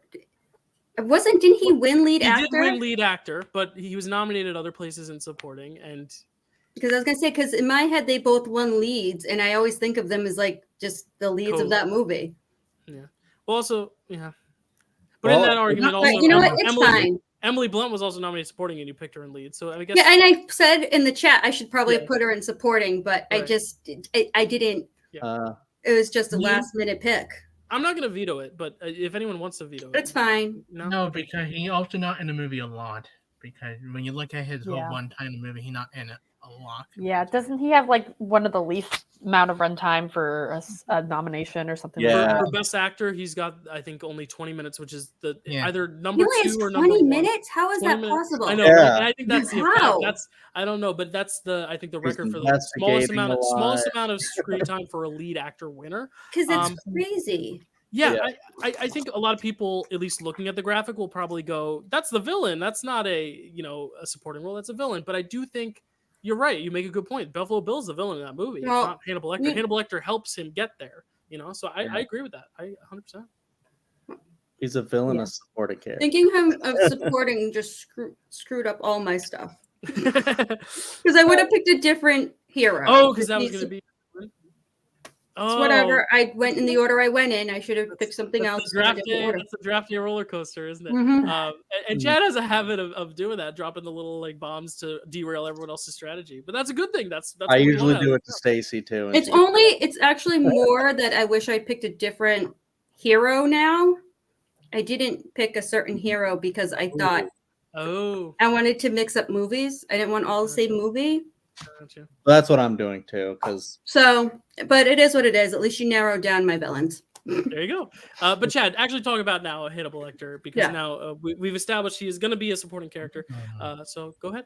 Yeah, I mean, as soon as I thought of this, because I actually did write him down in villain, and then I was like, wait, I can have him as supporting, I think, because I've already had a villain. So that's why I did that pivot, because I have other people in my supporting. But then I was sitting there, I was like, you know what? If he's supporting, I think he's one of the best supporting performances of all time. And yeah, I know he was thrown into lead. I think that's weird, but I'm glad he got the Oscar either way, because I think he is so incredible. She's so incredible. That movie is so incredible. And there's a reason why everybody's so passionate about its placement and stuff like that, because it's such an important character performance. You forget that he's only in the movie not that much, because he's so vital to the movie. He's so magnetic on the screen every single time.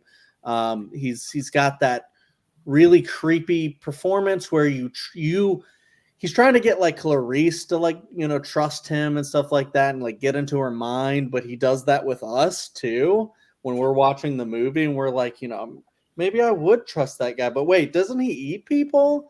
Kind of a deal. And even when you see Mads Mikkelsen play him later, like such a great character, but I think Hopkins just did it the best, because he's just so menacing every single time. Like even when he does attack people, it's just so incredible. Like the way he like that one. It's one of the picture this shots on the intro when he's like, when he's like and stuff. But all the conversations that he has with Clarice is just so menacing and manipulative, and it's just so incredible. And I'm glad I could get this for supporting. There's other ones I was thinking about taking, but hopefully someone else takes them, because they're great. To blow your minds even more, people, it's actually, I was overshooting it. It's only 16 minutes of screen time, which is what's crazy is the next movie's Hannibal, and he's the entire lead. Right, like it's his movie. And I think that's why originally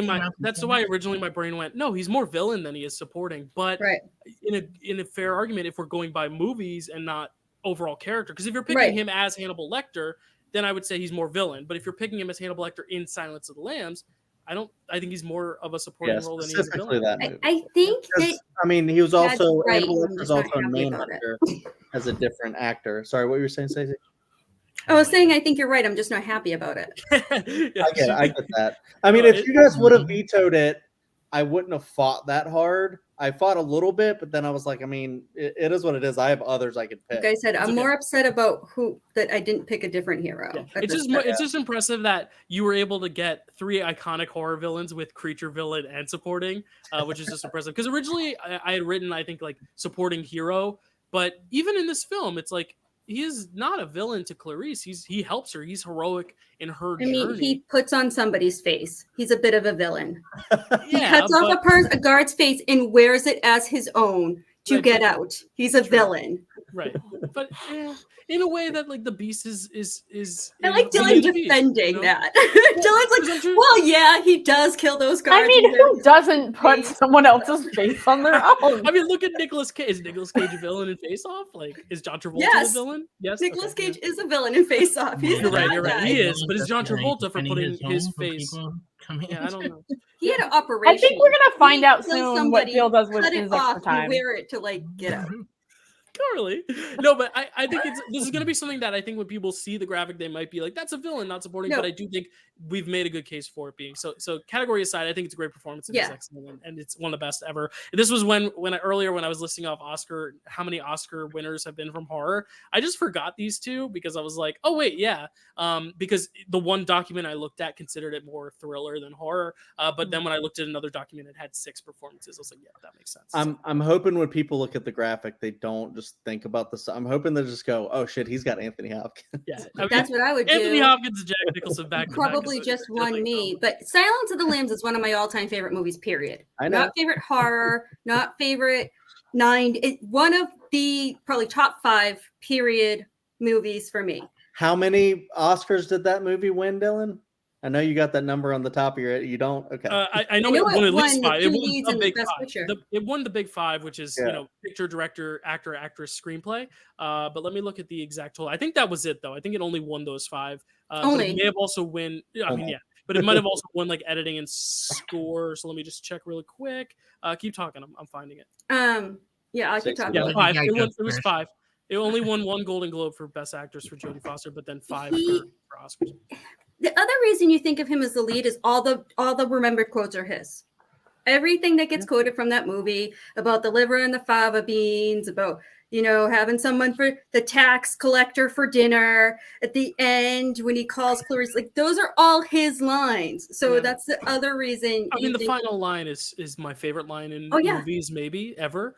I'm having an old friend for dinner. That is when he calls her, and it's like it's a killer line, literally. Because you know what he does. He's told you. Everybody knows. And he cut off a guy's face to sneak out of jail, but you're still glad that he got out and called Clarice. Yeah. His performance is that dynamic. He's a supporting hero. Yeah. He's a good old chap. That's like if you don't fuck with him and he doesn't eat you, like right? He means well, right? That is it just speaks to how dynamic that performance is. That knowing what a horrible person he truly is, you're just still happy he got out. Like, it's just incredible. And his delivery of every line is incredible and memorable. And I mean, I didn't even rewatch it for this. Out of all the stuff I rewatched for like performances, I was like, I don't need to, because it's just. Well, it wouldn't have taken you much time. It would only take you 16 minutes. So. If you watch I would have watched the whole thing because I have some other performances on my list as well. Right. And Stacy, just to clarify, for your villain, you cannot draft Chad's performance in this draft. No, I'm okay with my other villain. I had 3 possible. I had a top 3 villains. I'm okay with my other villain. Like I said, I'm more upset about my hero. I should have picked Blunt for supporting and picked a different hero, but I was trying to mix up movies. Anyway, not the point. Point is, Anthony Hopkins is fantastic. This is the best steal in a category and working around of the night. I'm incredibly jealous, and it's genius. And you probably have my vote. Damn it! No. I was about to say. I gotta pick Interview with the Vampire. He hasn't been this mad since I stole Lord of the Rings and the trilogies. But that time I was mad because you were supposed to take the Cornetto trilogy because it was your favorite. And I was like so sure that I was safe because I was like, Chad will take Cornetto. I'm good. This time I'm less mad and more just. And Chad did get to pick a spot in the order this time 5th, whereas that one I think you purposely went later, knowing Chad was before you and could. I think that was part of it too, but. It was a draft day fun. Carly, I'm not mad. I'm more disappointed in my bad strategy. It's okay. It's not bad strategy because you're just gonna get another great performance out of it. Because there's more than 25 great performances in general. So we're gonna have a draft board regardless. And no one's got my vote yet. There's still 2 categories to ruin it for me. So Carly, what are your thoughts on this one? I think Chad has won the poll already. Guys, which I don't mind because I love my list, but. Yeah, I mean, he's still in this fight. Yeah, I mean, Anthony Hopkins he's fantastic. He's such a good actor, and he just kills it in this role. Like, even if from someone I don't like the movie as much as other people do. I've said that a lot today. But like, it's such a good performance. Like, he just absolutely kills it. And it's a movie full of great performances. It's just fantastic. When he says that line about the fava beans and he does the I don't know how to describe what he does there. It's just The slurping, yeah. It's just, oh, it's so good. It's a really fantastic performance. It's a fantastic pick in an unexpected category. Yeah. Have you guys Chris? ever eaten people before? No. No. I've Can't never say that eaten I fava have. beans either. Me neither. Nope. Me neither. Or I haven't. liver in general. I've had So- Chianti. So Anyone else? Yeah, Chris? I know in this community, Chad know this. Do I have like better Hannibal Lecter? Oh, you I think there's a like- better Hannibal Lecter? I like Anthony Hopkins a lot. I think the movie is fantastic. I think he's my second favorite Hannibal Lecter. Gotcha. I Don't love spoil Matt your Mikkelsen. first, just in case. No, I not think to Matt be Nicholson is his first, and Yeah, that I love Gotcha, Matt. gotcha. I love Matt Mikkelsen portrayal. He's of it. so I like good, it yeah. more calculating. I think more scary. That moment where he jump over the banister and that flashback scene in the first season, one of the most scariest. Like, oh shit! Like, Couldn't pick him though, unfortunately. yeah, yeah, couldn't pick him. But Anthony Hopkins is great. I think he's my only knock against him is that I kind of have a hard time believing that the police trust him for so long without realizing who he was compared to Mads and a few others like Brian Cox that far more calculating, like without the the tongue thing and such. Mhm. Like, mm, We should do a like TV horror performance so we can get him and Vecna. yeah, I mean, we've Yeah. talked a lot about Hannibal. We talked a lot about Jenna Yeah. Ortega on Wednesday. I think we might need to do Yeah. this next year for yeah, TV but horror. yeah, great pick overall. Anthony Hopkins, fantastic.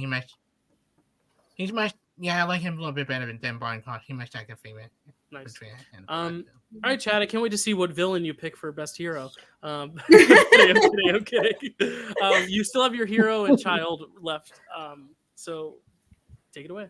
So I'm gonna do my hero, and this is a hero that has been a little bit on both sides, but it's mostly a hero. And I'm doing this because of the brilliant physicality of this performance. I'm choosing Bruce Campbell as Ash Williams. From the second one? Yeah, I'll say the second one, but it's really all three. Mm. You know, I mean, unless someone comes in and says, "Yeah, I'm picking him for Army of Darkness," then I'm just going to say I'm picking all three. Army of Darkness is not really a horror movie. I like okay that. Well, they're all three of them are at least horror-esque, but they're all like horror comedy. Even though Army of Darkness does bridge more into action, it still has like horror elements. But Great pick, Evil Dead 2, yeah, if you had to pick one, it's got to be Evil Dead 2 because he does do the duality. He becomes a deadite in that for a little bit, so he's able to be scary as well as be the hero. But yeah, the physicality that he does, like just the team he has with Sam Raimi, and just Sam Raimi's just like love for putting Bruce Campbell in like physical danger and thinking it's so funny to do that. And Bruce Campbell just being game for really anything. It's just really incredible. Him doing all of his own stunts. They're like, we're just gonna drop like gallons and gallons of like fake blood on your face. You cool with that? Like, how am I gonna breathe? You'll figure it out, kind of a deal. So it's just like stuff like that, just hearing the behind the scenes of how they made it, and just knowing like what he had to go through to make it. But like, he's playing this like role where he's like going like insane and stuff like that, and it's just, I don't know, no one else could have done that role other than Bruce Campbell, and he originated it. That is his claim to fame. I mean, he's got a lot of other roles that he's done, but really, like, he is Ash. And if we can ever get a Freddy versus Jason versus Ash, that would be incredible. Awesome. Everybody would love that. I was thinking about it, and I was like, there's so many freaking final girls that I could choose, and I'm upset that I can only choose one role. And my whole list so far is just dudes, which is really sad because I wanted, more diversity on my list. But I was sitting there thinking, I was like, I gotta go with Ash Williams. He's so incredible, and I wanted someone that had like so much physicality to their performance. And I don't really think you get much better than Bruce Campbell as Ash Williams when you think about that. And he's doing so much in Evil Dead 2. That is just so incredible. There you go. Yeah, it was definitely on my list. It's amazing. I haven't seen Evil Dead 2 in a few years, but it's amazing. Especially is that the one where he fights his hand? Yeah. Yeah, he's Yeah. just so good. It's just amazing, and it's fantastic. Not much else to say though. It's just amazing. You've covered the reasons why it's brilliant. Anyone else? Ash from Evil or Bruce Campbell? Sorry, we're not drafting characters, we're drafting performances.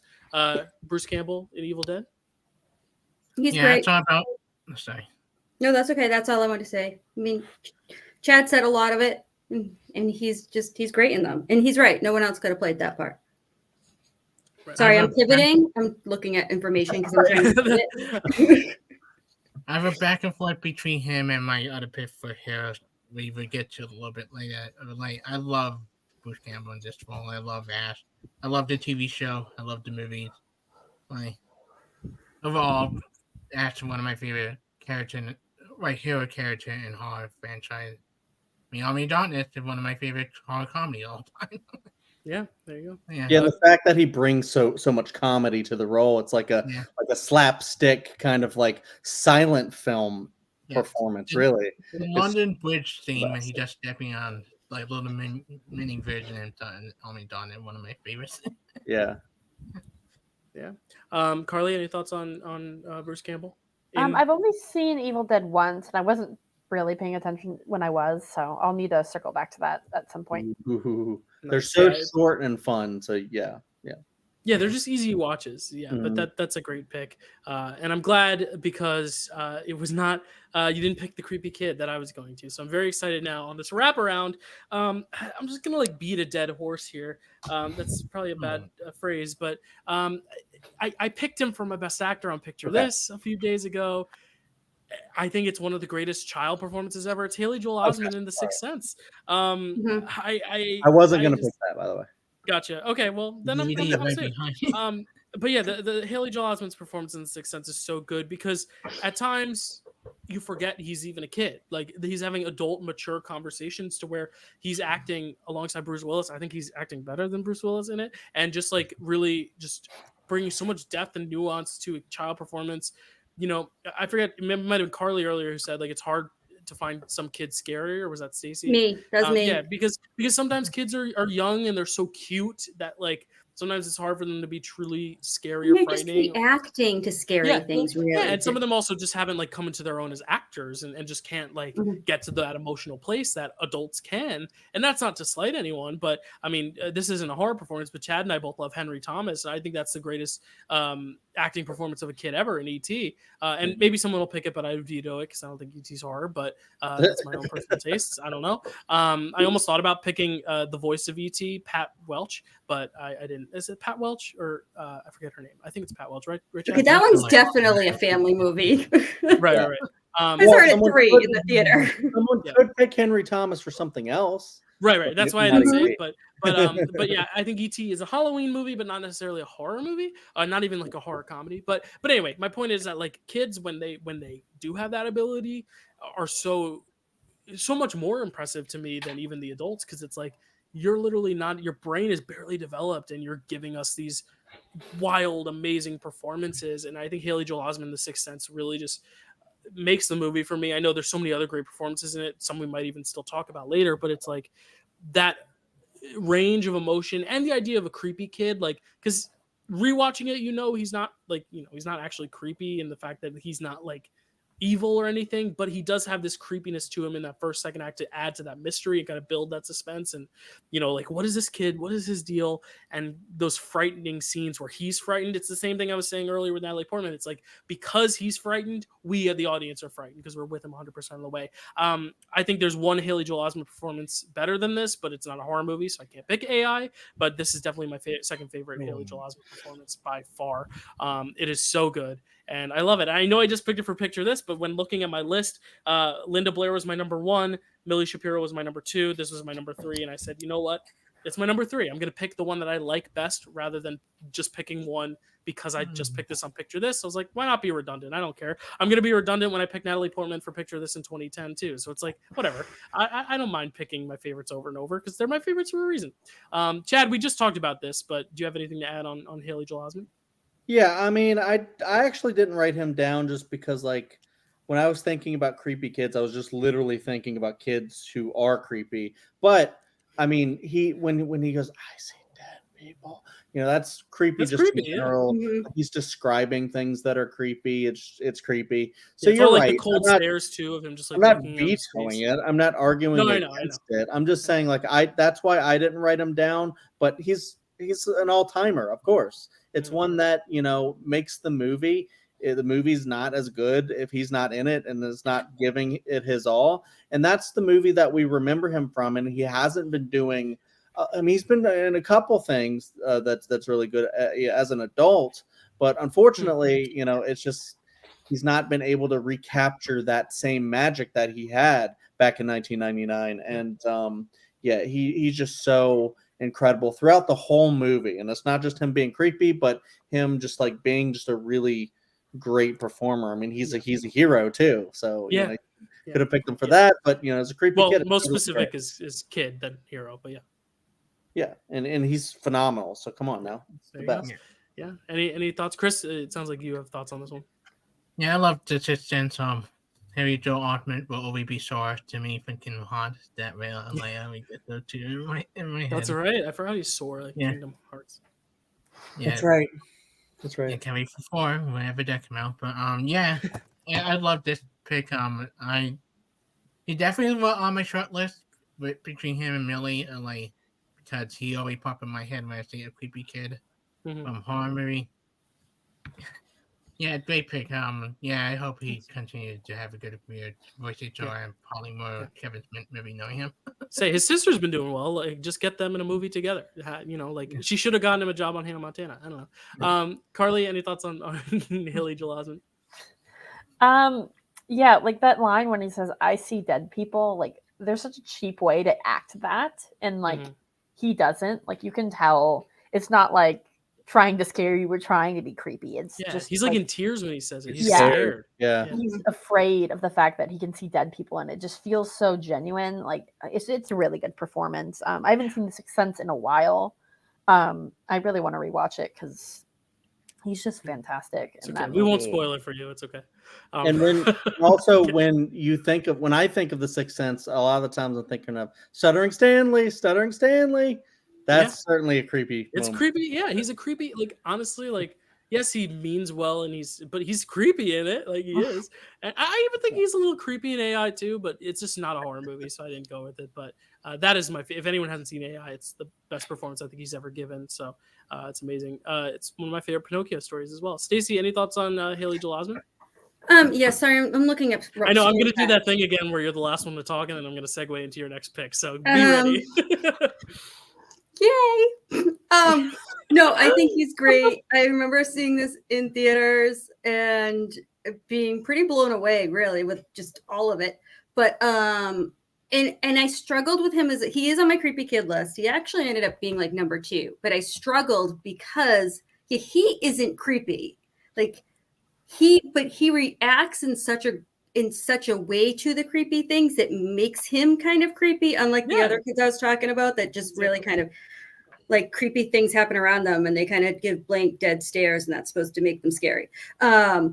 He's not supposed to be scary, but the way he says, "I see dead people," I mean, the whole thing with the Misha Barton character, the little girl whose mom has Munchausen syndromes, like all of that is just fantastic between the two of them.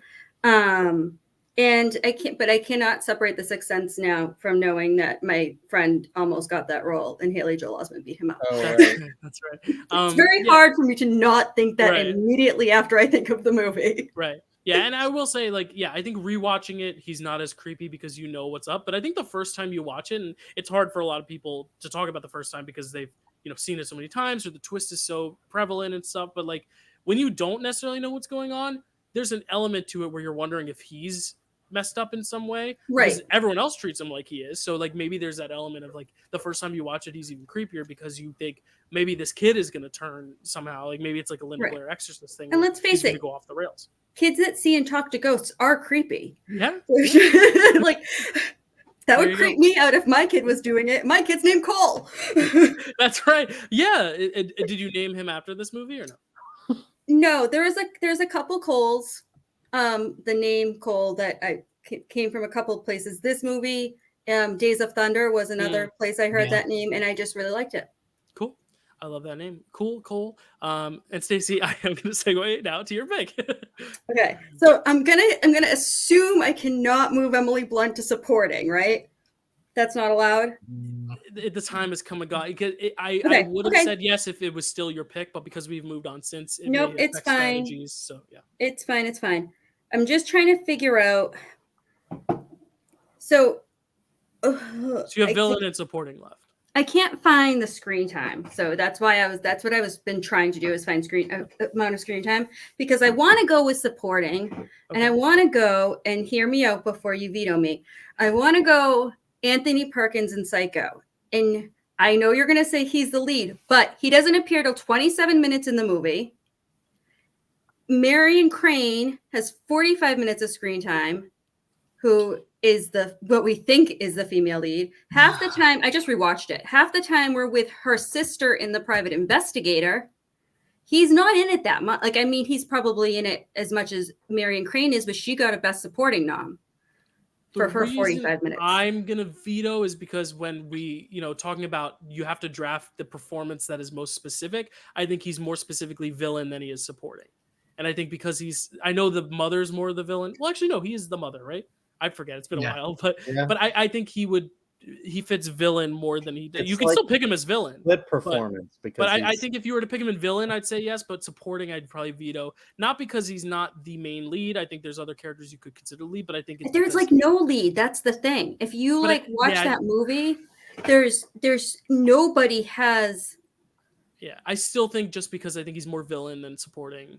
Like Chad made a case where where Hopkins is supporting. He's not the villain of that movie. Whereas I still think Norman Bates is the villain of that movie. I'm not going to veto it. I won't veto.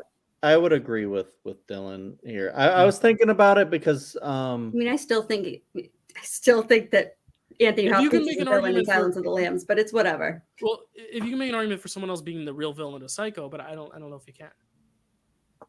You can draft him as your villain. I'd be down with that. No, obviously I can draft him as my villain. That's where he was. I was trying to rearrange things. Oh, you were trying to. Okay, gotcha. Yeah, I would say no to supporting, but yes to villain. But so I'm gonna veto. I have to agree with Dylan here a little bit. Okay, so unfortunately, Stacy, it is vetoed, but you're still welcome to pick him for villain if you'd like. Okay. I'm sorry, or do you want to go for your supporting now and then wait for later? Nope, I'll pick him as villain. Okay, it's still a great performance. Now talk about why you love it. Do I have to? No. Well, it's fantastic. He's fantastic. You do not think he is the mother. Like, he lays the groundwork for everything we've talked about, pretty much. Like, all of these villains, all of these twists come from Psycho. You meet him, and he's like this kind of nerdy, awkward dude, like, but not nerdy and awkward in a way you think he kills people, because there is that kind of nerdy and awkward. He's not like that. I mean, he is into taxidermy, but and even the face he has, like the face he makes, the smile that he makes that they use in like all of the marketing and everything, even that is just so creepy. And when he comes out as the mom, dressed as the mom, you're like, what? Like, you just don't see that coming. Like, you really think he's covering for his mom the whole time. And he's just so good in it. In the very end, when he's talking to himself as his mother, and how like he's just going to be quiet and not give them anything. And the performance is a fantastic performance, period. Not just a fantastic horror performance. I do think, like I said, that it lays the groundwork for so much of what we have now. It was, I believe, a shock to audiences. Anthony Perkins was not a guy you expected to be dressing up as his mom and killing people at the time. So it was kind of an out of nowhere performance. And that's part of what helps sells it. And I mean, how many years has it been? When was it? The 60s? I mean, we just got, less than 10 years ago, the Bates Motel show, because it's been such an iconic, that character is so influential and iconic. Yeah. No, I think it's honestly, I think it ended up for the better that he's in villain for you, because I think it was my number 2 villain behind Lupita. Like, I think it is one of the greatest performances in cinema, period. And I think it's just a flawless performance. I know people don't love the whole exposition dump at the end, but like, that's not even him. That's right. Yeah, he's not doing the exposition. Right. But that's why people are like, yeah, it's not that great because it has. I'm like, no, it's amazing and it's a classic and it's incredible and he is so fantastic. Incredible. I mean, I keep wanting to talk about the character, but about the performance. I mean, there's really not much else to say other than like to convince kind of everyone that he's this kind of just good guy, and then to see when that reveal comes, it's just so great. You almost feel bad for him that he's got this psycho murderous mom who hates whores, and he's got to clean up after her and put cars in swamps and wrap people in shower curtains. And you're like, God, this poor guy. Like, it's almost like Split. It's like if right, and then you're like, oh, okay, never mind.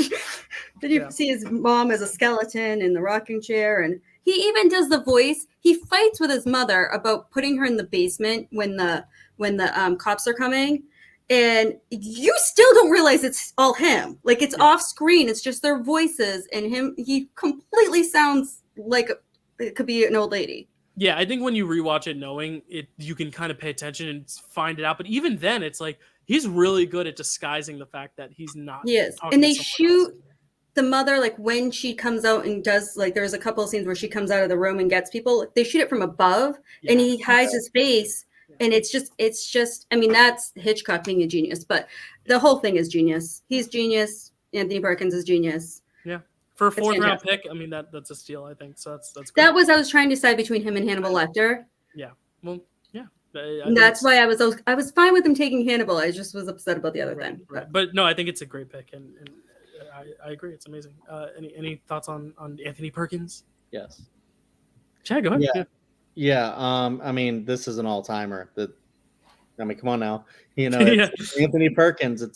It's one a specific character played by a specific actor in the original Scream. You know, when it's one of his influences. You know, we all get a little mad sometimes. Anthony Perkins. God,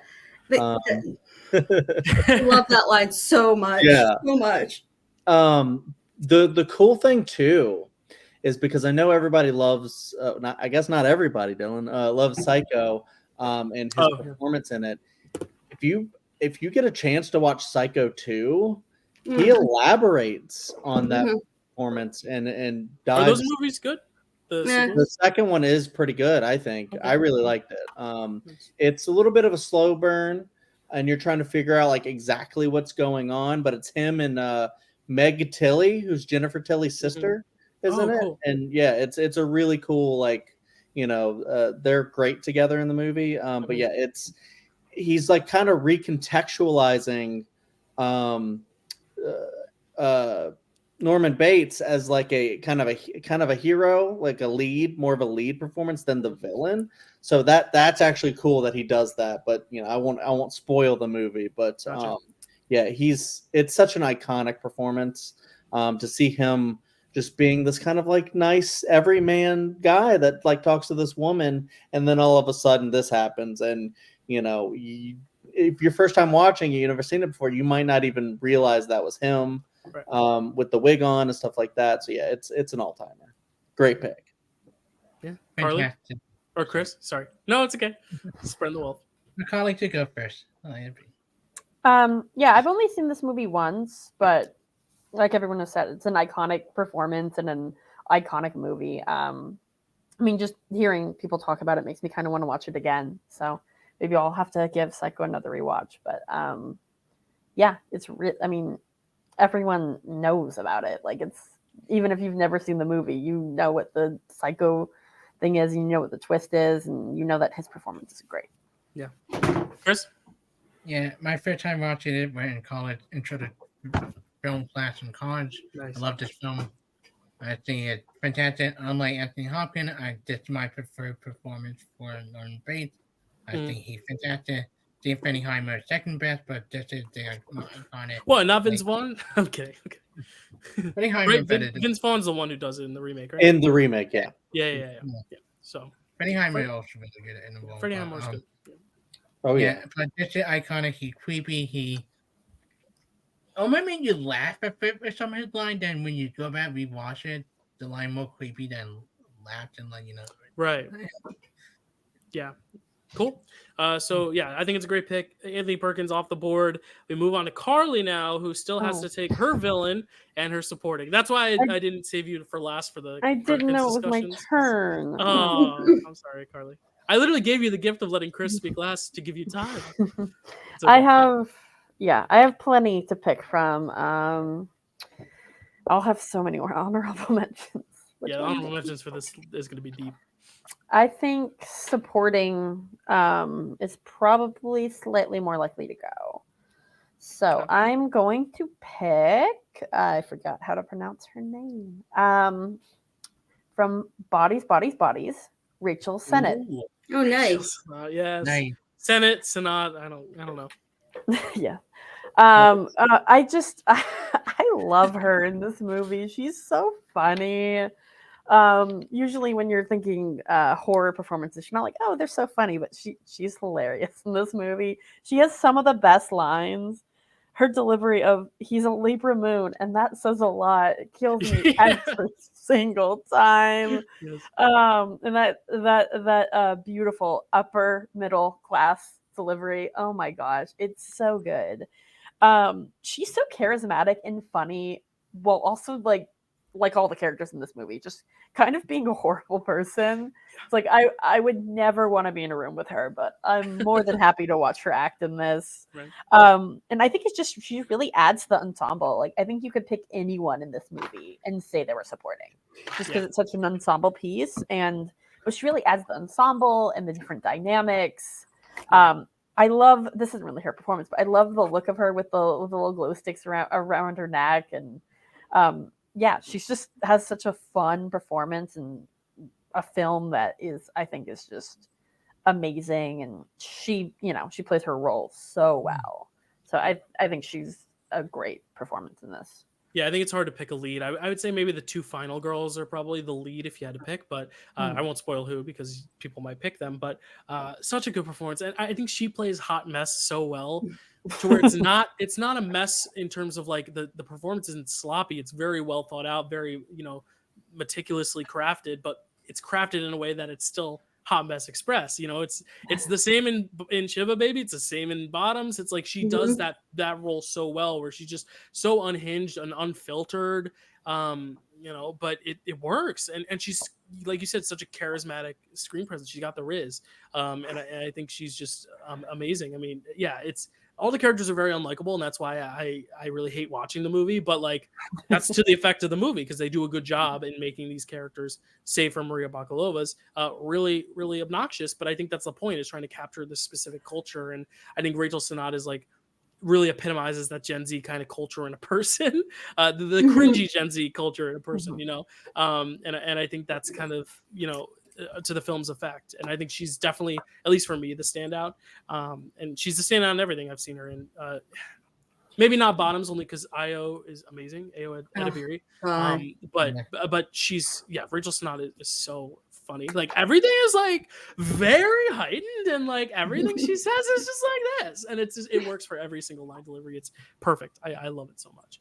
Literally. Yeah. Chad, I know you're a big fan of Bodies. What do you think of Rachel Sennett? I've actually been meaning to rewatch it because I haven't seen it since the theater. It was such a great theater experience, and I've said that movie felt like more like the new Scream than the Scream 5 that came out that year. To me, I was like, this is like so original and crazy, and I just didn't know where it was going until the very end, and I thought it was a really cool ending as well. And the entire cast is great, but like she is just, I think if I'm looking at like comedy specifically, I think Carly is right, is that she is the standout of that. Like isn't she the one that screams like, "You're silencing me"? Doesn't she say that? Yeah, I think so. Yeah. So she has all the funny lines. Yeah. So she because you're like trying to figure out like who the villain of the movie is, if there is one. The killer, I guess. Yeah, like the killer. Stupidity is the villain of the movie.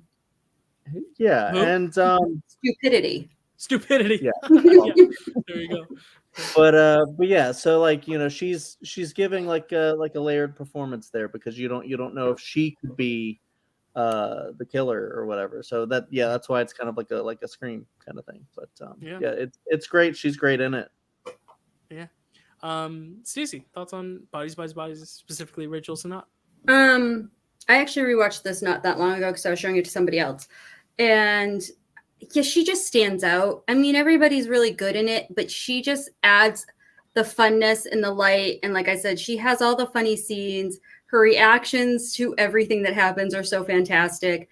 I agree with Carly. Like the glow necklaces and the glow bracelets and everything are just spot on perfect. Yeah, no, she's great. It's a good choice.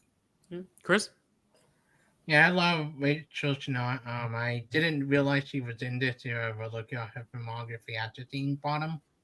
But I thought she was fantastic. That she one of the best Discovery actress the last couple of years, that nobody knew who she was, and then she pop up and stuff. And then in my number 5 favorite movie of the year right now with Bottom. Yeah. And she's writing now too. She co-wrote Bottoms, and I don't know if she co-wrote Shiva Baby as well, but yeah, that duo of Emma Seligman and Rachel Sennott is going to be like, that's going to be a good duo to watch. It's kind of the Raimi Campbell or the Scorsese, DiCaprio, De Niro. Yeah, like it's like that idea of just the actor director just make perfect harmony. Yeah, she is one of my favorite characters. Body beside Lee Pace. I love Lee Pace. Lee Pace at the too old to date. His performance is so unhinged too, in a different way though, in a way that type of character can be. It's a great performance, a great pick, a great surprise pick too, because I think a lot of people were thinking more horror, less horror comedy. But I love how we've gotten some good horror comedy rep from Bruce Campbell for Chad, and then Christina Ricci and Rachel Sennott here. We would get mine with villain, but that would be my last one. Yes. So Chris, you do get to round out your draft board now. You get to pick your final 2 picks. You've already picked your supporting character, your creepy kid, and your monster. So you just need a hero and a villain. Yes, so I do take villain for last. I do go with my hero. Okay. Kind of similar to as I mentioned before, by going with the actress for a different movie. I don't go with Anya Taylor-Joy for the witch. For Split?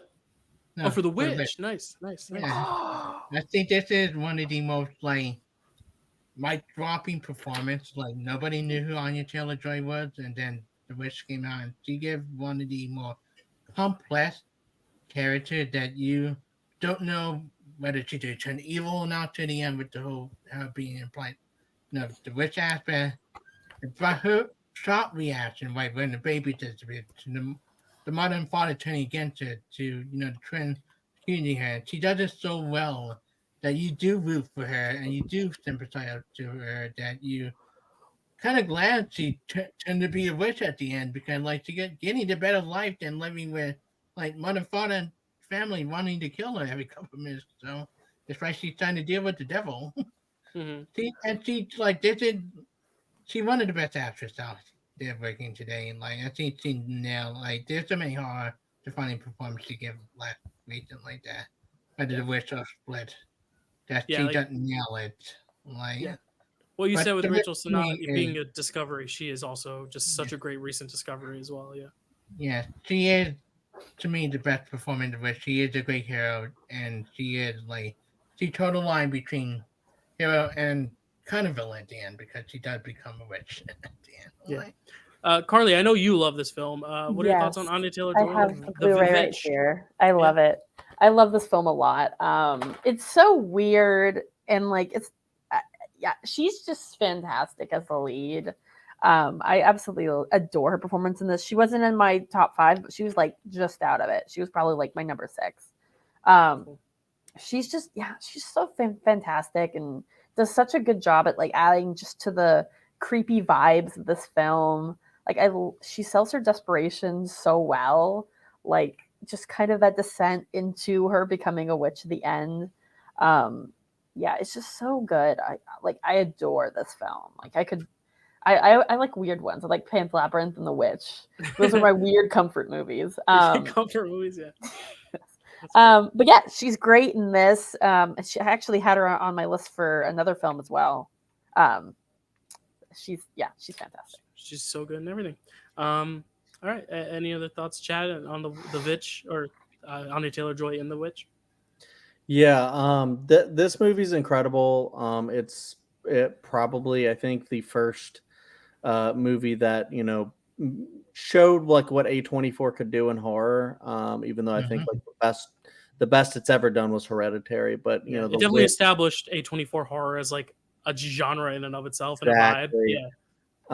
And I remember like people thinking it was just going to be like a generic kind of thing, and then it just ended up being totally different. And I was so excited about it because I was like, this is like really different. And yeah, I love her just as an upcoming actress. There is another horror performance that I think she's incredible in, but this probably is the best one.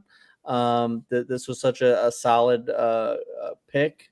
Because it's not really like a conventional pick either. So I like that too. I think that's it's I don't know, there's not much, like Dylan's saying, like it's so good, like it's just like there's not much else I can really say about it. It's also, it doesn't help that I haven't seen The Witch in a while. Right. It's also funny because I looked, I was like, yeah, which other performance could they be alluding to? And then I'm looking and I'm going to count off the horror films I see on our Letterboxd. 1, 2, 3, 4, 5, 6, 7 horror films. Yeah. And there are some that I might not have even seen or heard of, but like 7 like definite horror films that she's been in. She's just a real good modern if you know me and the directors that I like, you know which one I'm referring to. Yes. Okay. Yeah. I got you now. Stacey, any thoughts on Anya Taylor-Joy and The Witch? I've seen The Witch. Like I've had it on my television, I think twice, and I have no idea what happens in that movie. Like I can't. Like I wish I could speak about it. You probably couldn't understand what they were saying the whole time. Well, I put on. What are you choking about? You hide him with dogs? Yeah, I use subtitles. No, like, I think like Merida in the Disney scene of Wreck-It Ralph, where she just like something comes out of her mouth. Like, I don't know what it is. I think I just put it on at times where like a slow burn was not the way to go. So yeah, I can't recall her performance. Yeah, I'm glad we're talking about the performances because I like her performance in The Witch a lot because I famously don't love the movie very much, and I gave it another shot for this month. But everyone who's been watching my TikToks knows I just it's for some reason it didn't click for me yet, and I'm waiting, hoping third time's a charm. Maybe I need to borrow Carly's Blu-ray. Maybe it needs to be like the right disc. I'll ship it to you. I don't know. I for some reason just. And I love like the Crucible. I love kind of like the old kind of witch mythology. For a more funny twist, I like Hocus Pocus. Like I like that kind of lore and setting and the Shakespearean way of talking. But like for some reason, I just am not doesn't vibe with me yet. But maybe I think it's just because it like feels so authentic that it's like he really went, like Eggers really went for it, made it feel so authentic that it feels like it could really happen. That's what makes like Halloween such a phenomenal movie. Yeah, I definitely think the atmosphere is definitely the best part of that movie. And Anya Taylor-Joy's performance and the dad, which and her little brother. We might and pick a certain some goat. Yes, all of whom we will not mention names of actors yet, just in case. I don't know their names anyway. But yeah, like it's still one that hasn't gotten me yet. But I appreciate it for what it is because it kind of established, like Chad was saying, that A24 brand of horror that we've already drafted some 2 Hereditary performances, and I believe that's it for A24 so far. But we still have a full final round to get to, so let's get into it. Round 5, which is kind of where our like kind of deep cut passion picks kind of sometimes come out. So this will be kind of fun. I know mine is pretty deep cut, but I'm excited to hear. Chris, you got to pick your villain. Who are you going to pick?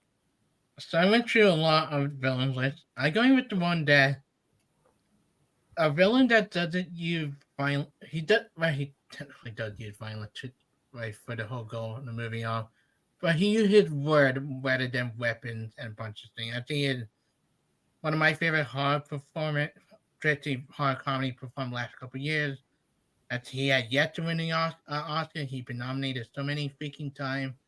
I'm going with Ray Fine from The Menu.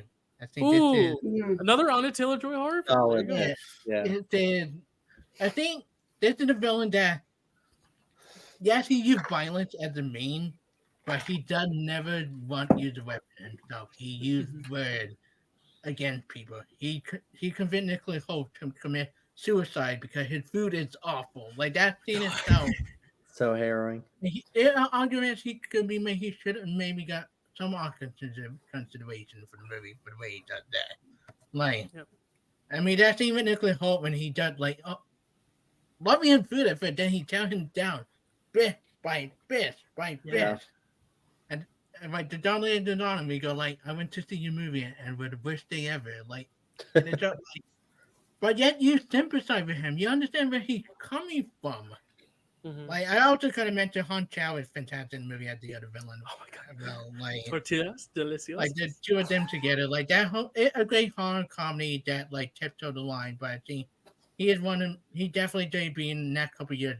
People do remember him as like one of the strongest horror villains for the past couple of years. Yeah.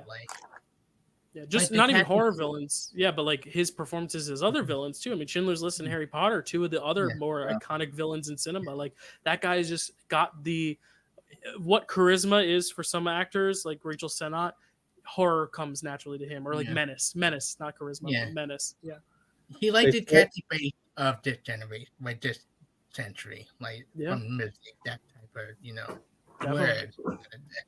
Yeah, it's a great unconventional pick. I wasn't even thinking the menu, but then when I pulled up Anya Taylor-Joy's Letterboxd, I was like, wait, the menu is also a horror. And I know the one Chad was alluding to, his favorite director was going to be the Super Mario Brothers, because I know he's such a fan of that director, Michael Jelenic. Just kidding. No, she's not a horror villain. That was a bad. And he at least got a Golden Globe nomination. I'm happy for the film. Yes, the menu did get a Golden Globe. Did he get a Golden Globe nomination? Yeah, he did. Him and Anya Taylor-Joy both got Golden Globe. Yeah, like I said, like some of these other award shows are spreading the wealth to horror in the way the Oscars are not, because the Golden Globes are recognizing the menu, SAG's awarding Quiet Place and Us. Like maybe we need to take note. Didn't even get nominated for screenplay, surprised me, because screenplay of the menu really speaking. Yeah, it's a good. They say that when he like showed up on set in the Harry Potter films, it was just like he had such gravitas that it was just like he came and he was that character. Mm-hmm. And I'm sure it was the exact same thing for the menu, because he is electrifying in that movie and he's so terrifying. And you don't want to cross him, but I love, when, Anya Taylor-Joy figures out the thing or whatever. That is a very scary movie. That one is one that I am still baffled that it didn't get a Best Picture nomination, that like Chris just said, it didn't at least get a screenplay nomination, because I think it had one of the best screenplays of last year. So like if anything, it's like the performances in the screenplay are incredible. And I think he did pick the best. I think he did pick the best performance from that movie, even though there's so many in that movie that were. I almost went with Anya Taylor-Joy for hero in that movie too. My favorite performance, is not even either one of those, but a different one, one that you alluded to earlier, Nicholas Holt, which I don't think is going to get picked. I love him in that. He plays the food snob so much, because working in the restaurant industry, I see it to a lesser extent, because my food is not like upscale, like 5-star Michelin restaurant, but it's it's interesting to see types of people like that. Like, the seasoning, the flavor. I'm like that, but I don't act like that. Like it's all in my head. To where I just love movies about food. And it's cool to see a horror film about food, because a lot of times food is like in movies is more about like kind of what Stacy said with Alex Wolff with Pig. Like, it's more about love and connection through food, rather than this one where it's like kind of dissecting the foodie culture, turning people into s'mores, or if it's about food, it's about eating people, right? It's about cannibalism. That's what I thought the menu was about before I saw it, right? Silence of the Lambs, a great food film. Lots of delicious eats there. Hey, in the sequel, he makes the guy eat his own brains while he cuts off his scalp, and he cooks the guy's brains, and he scoops out where he can stay alive, and then he feeds him his brains, and it's still your face. Anthony Hopkins is a villain. Hannibal Lecter is a villain. He is, but not in that movie. I'm kidding. Well, maybe I'm not kidding. I don't know. Anyway, Carly, thoughts on the menu or on Ray Fiennes in the menu? I really enjoy the menu. I think it's a really good film. One of my favorite parts about the menu is it's like, I think the title cards, I think they like label the food, and I don't remember what they were exactly, but I remember they made me laugh, and I really liked that. Yeah, it's like scallop with like salt from the ocean refined to a crystal ball. Refined. Yeah. But yeah, he was actually number 4 on my list of villains, I think. Nice. Yeah, villains. Yeah, I really like him in that movie. I think he's very interesting. Like, I love how reasonable he is while also trying to murder them all. Like, you don't really hate him. You want Anya Taylor-Joy to get out of there, but you don't really hate him, like, when you're watching the movie. Mm-hmm. Like, and I love the way he plays this cult leader role with the employees at the restaurant, and like it's really creepy the way he does it. I also love his reasons for killing all the rich people. Like that one scene where one of the ladies was saying, "Oh, well, why are you going to kill me? I didn't do anything." And then he asked where she went to college and if she has student loans. And she's like, no. And he's like, all right, you deserve to die. And that line kills me every time. It's so good. It's Eat the rich. Yeah. Yeah. But yeah, Stacey, it's a fantastic performance. I love it. Yeah. Stacey, any thoughts on Ralph Fiennes? I agree. I actually recently rewatched this the same night I rewatched Bodies. And yeah, no, he's so fantastic. And to elaborate on like Carly said, you don't dislike him. Yeah, it's like you really are on board with his plan, except for you want Anya Taylor-Joy to get out. But he even keeps asking her, not that he's going to let her go, but he's like, are you one of us? Like, he picks up on that. And his, like, he doesn't even quite smile, but when he's making that burger, you know he's happy. Like, you know he's so happy she ordered that cheeseburger. And he doesn't have a big grin. It's just so subtle. Pleasantry, yeah. It's so there, and it's great. Mm-hmm. He's great. Yeah, there you that go. That faking clap. Yeah. Yes. Yeah, so good. All right, Carly, who's gonna be your villain? All right, I need to put my witch hat on for my last one. Oh boy! Oh, it's not witch related, but I needed to get My final pick is that's why I'm excited. Regardless, All that's great. So. This one, I wouldn't be surprised if this is on no one's list, but I recently rewatched Crimson Peak, and I was obsessed with, could be 2 people, could be one of 2, Jessica Chastain's performance as Lucille Sharp. Nice. Because Tom Hiddleston is not the villain of that movie. Like, I don't even know if he's ever killed anyone. I think it's just her. I think she's done all the killing, honestly. She is so good in this movie. I remember liking her the first time I watched it, but on rewatch, oh my god, she's so crazy. I love her. Her dynamic with her brother is so twisted, and she doesn't care. She's just like, yeah, I'm fucking my brother. What are you gonna do about it? She kills him, and then she regrets it, and then like she just sells it so well. Like, you buy that is a character, that is a person that could exist. And I love how she's jealous of Edith for hooking up with her brother. Like, they're married. What? Like, it's just wild how she's jealous. It's so funny. She is like just such a wild character. I absolutely love her. Like, I was rewatching it just because it was on my list to rewatch this Halloween, and like, oh my gosh, I was just shocked at how much I loved her this time around. Like, she's just so fun and so evil, and like, I absolutely adore her. Like, and they don't try to explain away or anything. They're like, no, she's really evil. Like, she had a not so fun childhood, but she's evil. She's not a good person. And Jessica Chastain just completely sells every second of it. I adore that performance. I love that. I'm going to turn my camera off real quick because Jeff Goldblum's in my room. I got to swat him away. And I don't want to show animal violence on my... I'm going to try not to kill him. I'm going to try to get him out of my room. So I'm listening, but someone else talk about Jessica Chastain and Crimson Peak. It's a great pick, Carly. I love it. All right. Thank you. Yeah, it's incredible. Yeah, well, I just want to say, like, I slept on Crimson Peak when it first came out, and then I watched it like a year or so ago, and I fell in love with that movie. I love pretty much every Guillermo del Toro movie. Well, no, not Mimic. I don't love Mimic, but Crimson Peak I think is incredible and lavish and just scary. And yeah, you're gonna pick a performance. I think you could have picked one of three. Not for villain, but Jessica, if you're gonna pick a villain, Jessica Chastain rules. I mean, she rules just as an actress in general. But yeah, she is so menacing in that movie, and yeah, they fight at the end, don't they? And it's just so incredible. I don't know. She's great. That's such a good pick that I never would have thought of. And yeah, so awesome. I don't love Crimson Peak. I haven't seen a chance on see it, but I do like it a lot. I think she is the best thing about it. That's the kind of thing. Like I see her performance so creepy. It kind of remind me of Rebecca in a lot of way. That type of creepy performance. Yeah, great pick. Like the right pick for performance for that film.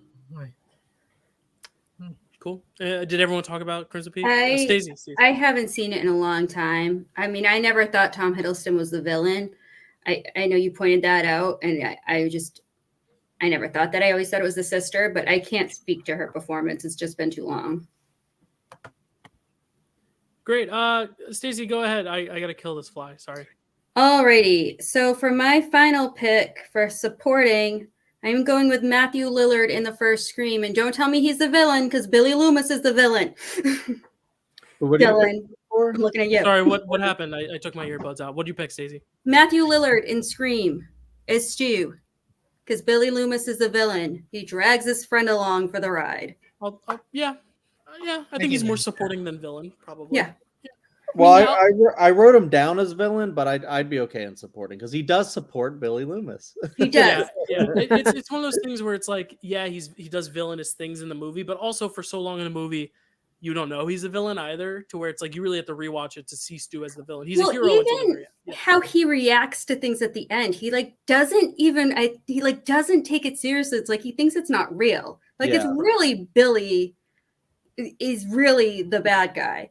It's more so me trying to talk around it because I wanted it, but it's a great pick. It's such a good pick. Sorry. It wasn't gonna be my pick. If I still had a villain pick, maybe I would have picked him in villain. Well, I will tell you that he's amazing.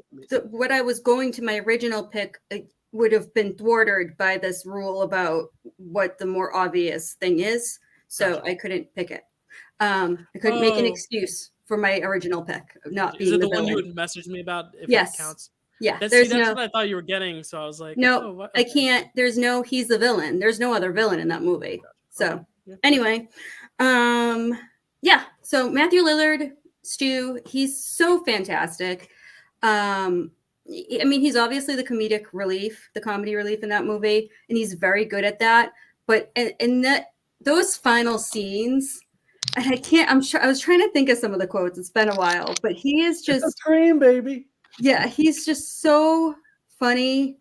And when he's trying to call for help, and I think what does he say to Billy? Like, I think you stabbed too deep or something like that. Woozy here, man. Yeah, he's getting woozy. He's just so good in that movie. Like, he's so good that you at first don't know he's good. It's like effortless in a way. Like, you think that Matthew Lillard's just goofy and this is just him, but he's so good that it's not.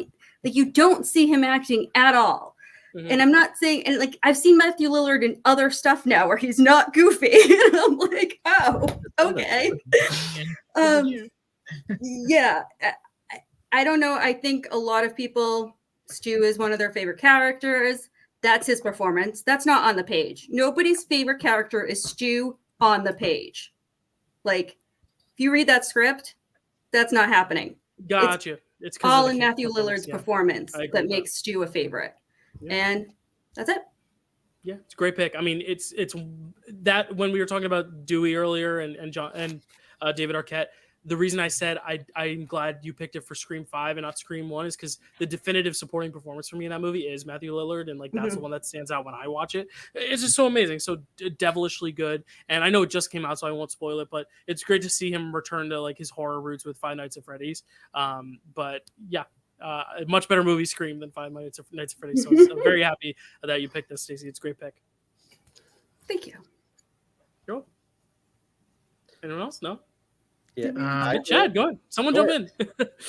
You know, Matthew Lillard as Schumacher. I had him down as villain, but yeah, supporting totally works.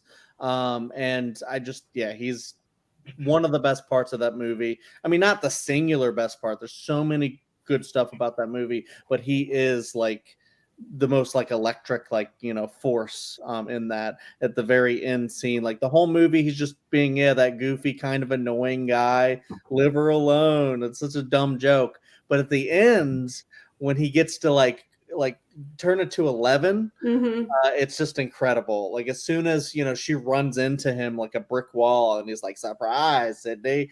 And then, you know, from there, it's just incredible. It's one of the best like ending sequences to a movie ever, just ending like third acts. I love all of his lines. They're delivered perfectly. Just like what Stacy said, he's almost like a child where he just doesn't even realize what is going on. Like he's just so and then, my mom and dad are gonna be. You're so mad at me. That's the line I was trying to think of. I couldn't think of that line. That was the one I was trying to think of. What are you gonna tell the cops, Stu? Peer pressure. The movies made me do it. And he delivers them so well, and it's just such a crazy, like Billy is like psychopath crazy, and he's just like crazy. And you love it, and he is the best part of Scream. So that's such a great pick. I really wanted him, but I'm so glad that you got him because it's quality for sure. Yeah. I love Scream franchise. I do. They were definitely one of my favorite characters. I kind of want to do conspiracy people. Yeah. But a great character. Happy you guys picked Stu. I much love Randy. I love Randy. I'm happy somebody picked somebody else other than Randy for a side character. Yeah, I also love him in another horror comedy, Scooby-Doo. I think he's the perfect casting for Shaggy. He is absolutely that whole movie is one of the best cast movies ever. Like in terms of just like the actors fitting the roles, like I think it might be top 10 all-time great casting director decisions. Carly, any thoughts on Matthew Lillard?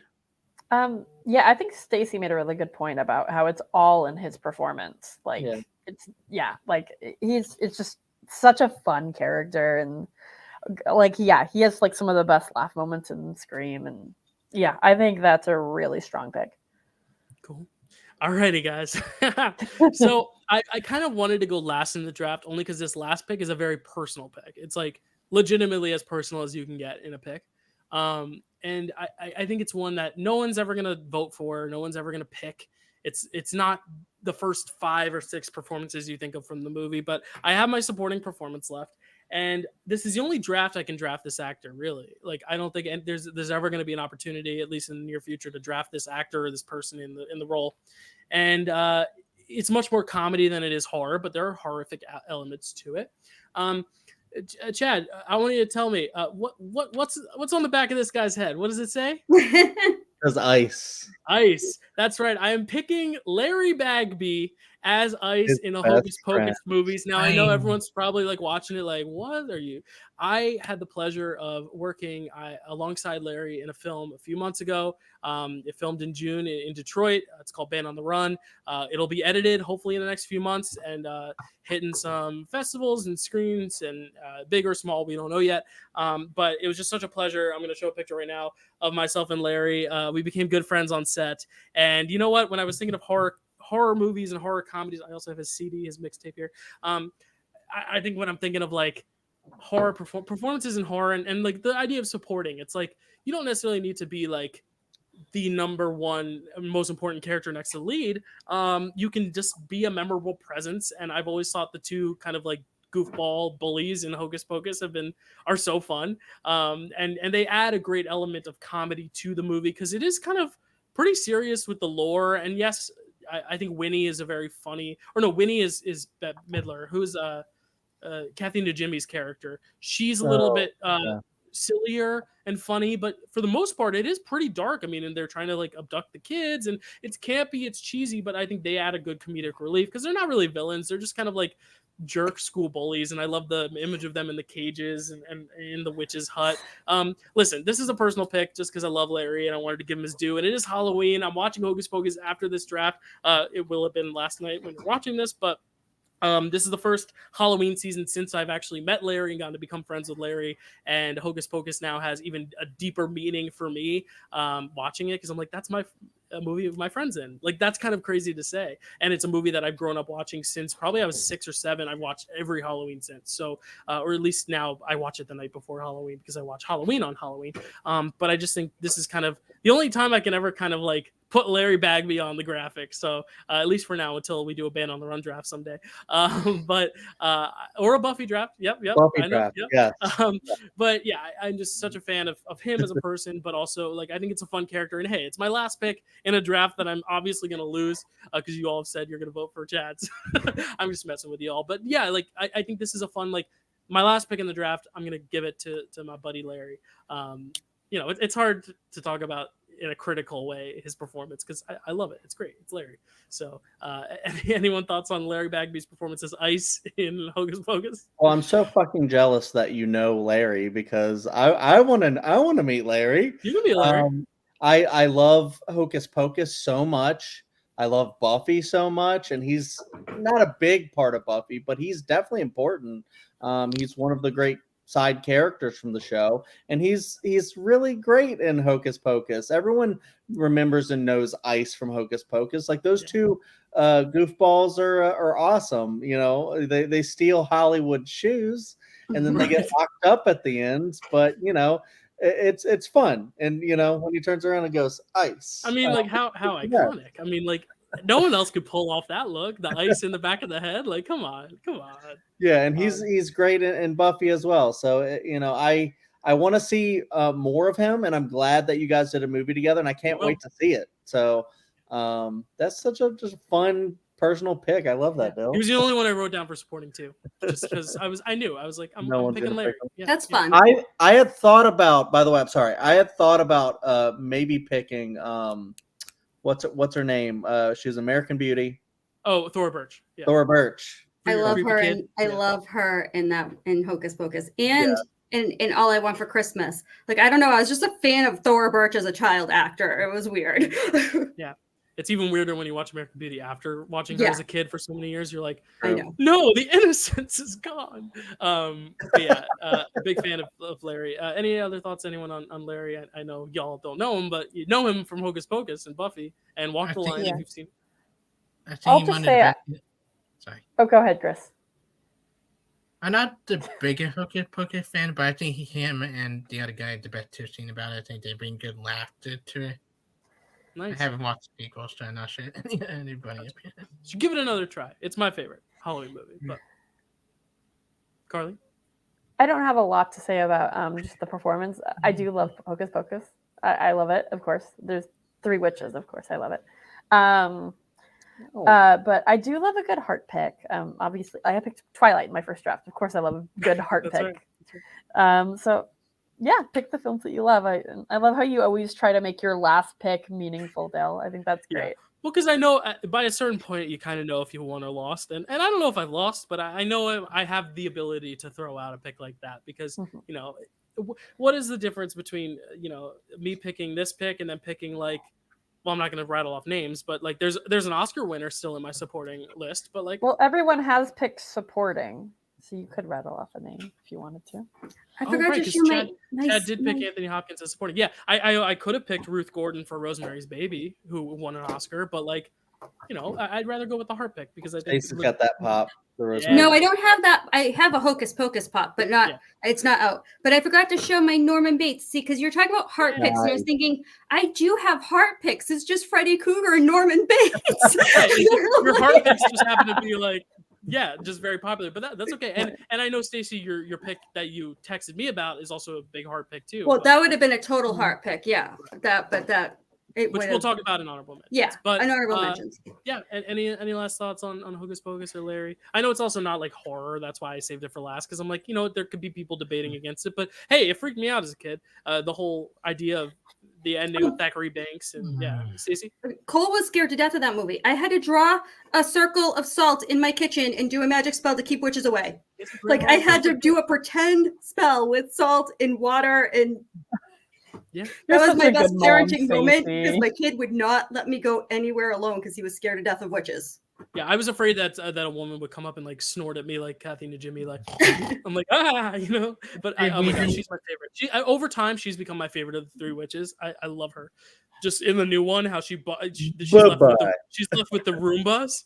I'm like, oh, that's so funny. It's like instead of brooms, it's like, what is that? Swiffer, a Roombas, and an actual broom again, or a vacuum. It's a vacuum. Yeah. Sarah Jessica Parker. She's the weirdest of the three for sure. She's great. Awesome. I love the scene with her and is it both Gary Marshall and Penny Marshall? Are they both in it? Yeah, I think so. Oh yeah, at the house. Devil. Yeah, where she's watching the TV and she's like, ah, yeah.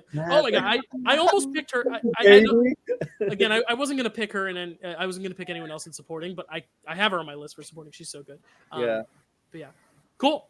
All right, Chad. Last thoughts. Well, I just had the other scene that he's Larry's in, I believe, is when she goes, "For your information, he's a little leaguer." Yep. I love that. The other Hocus Pocus thing is that this is another, because everyone's picked it. This is another Doug Jones performance that could have been picked. Yeah, this is on my list for creatures. Okay, cool. So Chad, you get to round us out now with your supporting character, right? Or no, this is your child. And you can't pick your actual child, Elliot. No, he's not creepy. He's adorable as hell. He is adorable. Maybe he'll be creepy one day. That would be kind of cool. But I think so. I mean, there's a lot of there's still at least one all-timer, but I'm not gonna pick the next all-timer because it's from a movie that already picked someone. Oh, okay. I don't want to do that. Gotcha. I was wondering. Is it this? Yeah. It is. Okay. And I don't want to pick that one, so I don't want to pick Danny or Tony for my pick, but I do want to pick someone that is and it is a lady, creepy child, and this is a personal pick, but just because I think most people wouldn't think of her, because I don't know how many people have actually seen the movie, even though I think it's an incredible movie, and it really kind of is one of the ones that established this director, who's one of my favorite directors. You're good. This is on my list. Wait, I'm trying to guess it. I don't know. You were on Girl, and I thought you were going Poltergeist, but now I'm like, I don't know. I don't know if it's exactly the same one, but that Stacy has. But if it is, that's amazing. I'm picking Lulu Wilson as, I believe her name is Doris from Ouija. Yep, Doris. Oh, yes. Okay. Yes. Okay, it's more popular. Which movie is it? This is the second one? Ouija Fourth. She was fourth. So the reason I pick her is because when you said category creepy kid, she's the first thing that I thought of. The first actor that I thought of, I was like, creepy kid. That's Lulu Wilson, and Ouija. She's the one on the poster. Yeah. Is she on the poster? Yeah, I think so. She is amazing. Lulu Wilson, yes. Yep. Lulu Wilson is just an incredible actress. She's Becky now in the Becky movies. She's Becky. Yeah, Wrath of Becky. Yeah. Yep. Okay. She was most recently in The Fall of the House of Usher. She's in a lot of his shows, but she doesn't always play a big role or anything. But she is one of the leads in Ouija Origin of Evil, and she is really the person that gets possessed. She starts writing in Polish and all this stuff. But the thing that really gets her, it's not the visual effects that they use to make her mouth go or whatever they do with her, but it's there's one scene where her older sister has a date that comes over, and he's talking to the little sister, and then she all of a sudden starts to talk to him about what it's like do you know what it feels like to drown? And then she starts to just like describe what you would go through if you start drowning or whatever. And I'm just like, holy shit. Like, just the way she like explains it's so creepy, but like everything else that happens with her is creepy. Like pretty much the whole movie is her doing really creepy, weird shit. And yeah, so when I think of creepy kids, you know, there's a lot of all-timer performances, and honestly, I think this should be one, but it's just not a movie that people generally like laud as like one of the great movies, because it's not like a movie with like a deep message or anything like that. It's just a really creepy, well-directed movie that Mike Flanagan did. You know, Jason Blum said, just call it Ouija. That's all you need to do, and then just make whatever movie you want. And that's exactly what he did, and it's one of the best, most creepy horror movies I've ever seen, and I love it to death. And she is amazing. And I've loved Lulu Wilson ever since. She's also in Annabelle Creation. Mm-hmm. And she's really great in that as well. So I gotta check this movie out because you picked it on, So or funny. you didn't pick it on draft day, but you picked Mike I Flanagan. did on talk last about it. Someone yeah, else. you picked Mike Flanagan, but then Matt picked Origin of Evil. Matt picked Ouija Origin of Evil. So I need to check that out because it's I now saw come up about two Annabelle in a row. Creation for- It's really creepy. So, And it's like it's kind of like a period piece, like a 70s Mhm. style, and the way he directs it, it totally feels kind of like a 70s movie. It's really cool. He inserts a lot of those little pops to make it feel authentic. Nice. Any other thought? Has anyone else seen this one? Oh Stacy, no, she's on my list. Oh, cool. She's number 4 on my list behind the other one that Chad was alluding to. Two after Linda Blair. For me. Yeah, so I watched so many movies that were supposed to have these great creepy kids. I watched The Omen, I watched Pet Sematary, I watched like all of the things you would think of, and I was unimpressed. So Okay. I was trying so hard to remember. I'm like, I know I've seen movies with creepy kids, and I'm like, I think there was a really creepy kid in the Ouija Origin of Evil. I'd only seen it once. And I was like, and there were some creepy kids in Annabelle Creation. Happen to be I the same only one. could watch one. So I'm like, well, there's just one to focus on in Ouija. So that's the one I watched. And oh my God, yeah, she's so good. Like, so you're absolutely right. Like, yeah, the movie's never going to be like a classic that everybody has to watch all the time, but her performance should be up there with all the other kids we've mentioned because it is just such a great performance. She's so creepy. Like, out of all the actual creepy performances, she probably has the best. Like, you know, Linda Blair, yes, she's iconic and she's great, but there's just so much more for Lulu to do, I think is what it is. Like, Lulu, she do. Yeah. She be doing. And she kills it. She does Literally. kill it. She kills it a lot. she and she just dominates the movie. She's pretty much the lead as well as the villain, as well as the creepy kid. and she does all of them magnificently. And what else can you say? Yeah. What else can we say? Anyone else have anything to say about Ouija? I need to see this one. Carly, have you seen this or no? I technically, but I remember like literally nothing from it, so I need to rewatch it. Yeah. And Chris, you've seen this one, obviously. Yeah, you had a I big loved reaction. it. Yeah. Yeah, I love David. I love Mike Flanagan as director. This is a rare instant where the movie is better than the original movie, where it's crap. The first Ouija movie is not that good. Like, but this is fantastic. Great child acting performance. Definitely recommend. You love Mike Flanagan. Do recommend it one. Cool. All right. Mike So Flanagan had a lot of good child actor performance. yeah, Mike Flanagan does work well with child actors and child actors that have grown up to become adult actors who are great. Okay, we will get to honorable mentions in a sec, but I want to rattle off everyone's draft boards because it really is an immaculate 25 performances from what I've seen. There's only one movie here I haven't, but I cannot wait to watch it. Finally, I will watch it, Chad, I promise. All right, cool. So here are our draft boards. Chris, Millie Shapiro, Hereditary. David Arquette, Scream 5. James McAvoy, Split. Anya Taylor-Joy, The Witch. and Ray Fiennes' The Menu. I like how you did like a little bit of 6 Degrees of Kevin Bacon at the end, because James McAvoy was in Split with Anya Taylor-Joy, who was in The Witch, who was in The Menu with Ray Fiennes. It's kind of fun. Carly, for your picks: Doug Jones in Pan's Labyrinth, Toni Collette, Hereditary, Christina Ricci, The Addams Family, Rachel Sennott, Bodies, Bodies, Bodies, and Jessica Chastain for Crimson Peak, Stacy, Linda Blair, The Exorcist, Robert Englund, A Nightmare on Elm Street, Emily Blunt, A Quiet Place, Anthony Perkins, Psycho, and Matthew Lillard, Scream.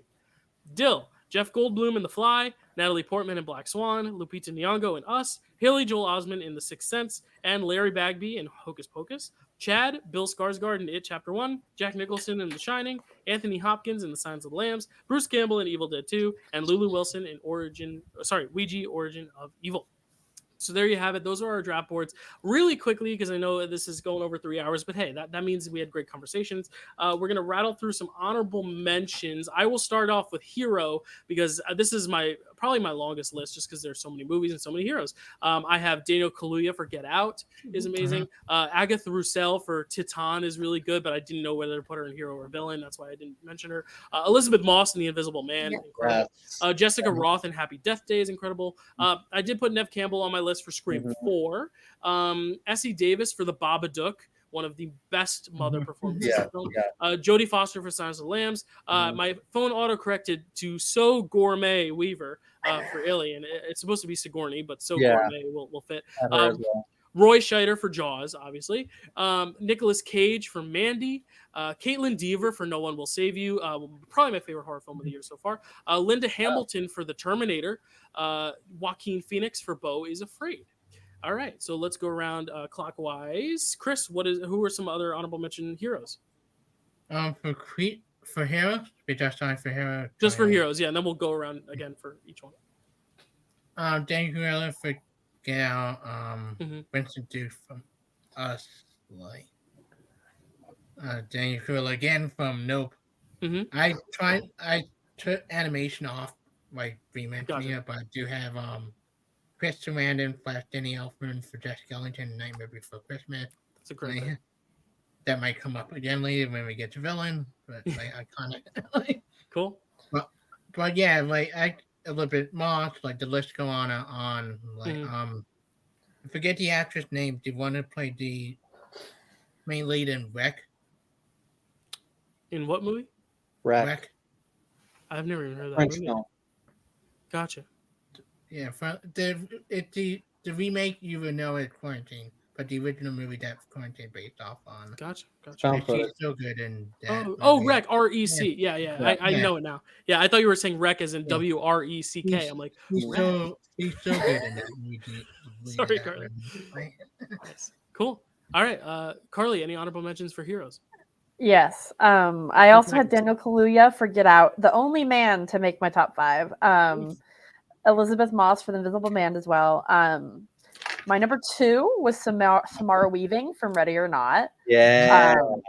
Hell yeah. One I'm shocked Dale did not mention. Number 3 is Mia Goth from Pearl. I have her in a different category. Just gotcha. Yeah. Okay. We'll talk. Yeah. Hero. Yeah. This is Hero. No.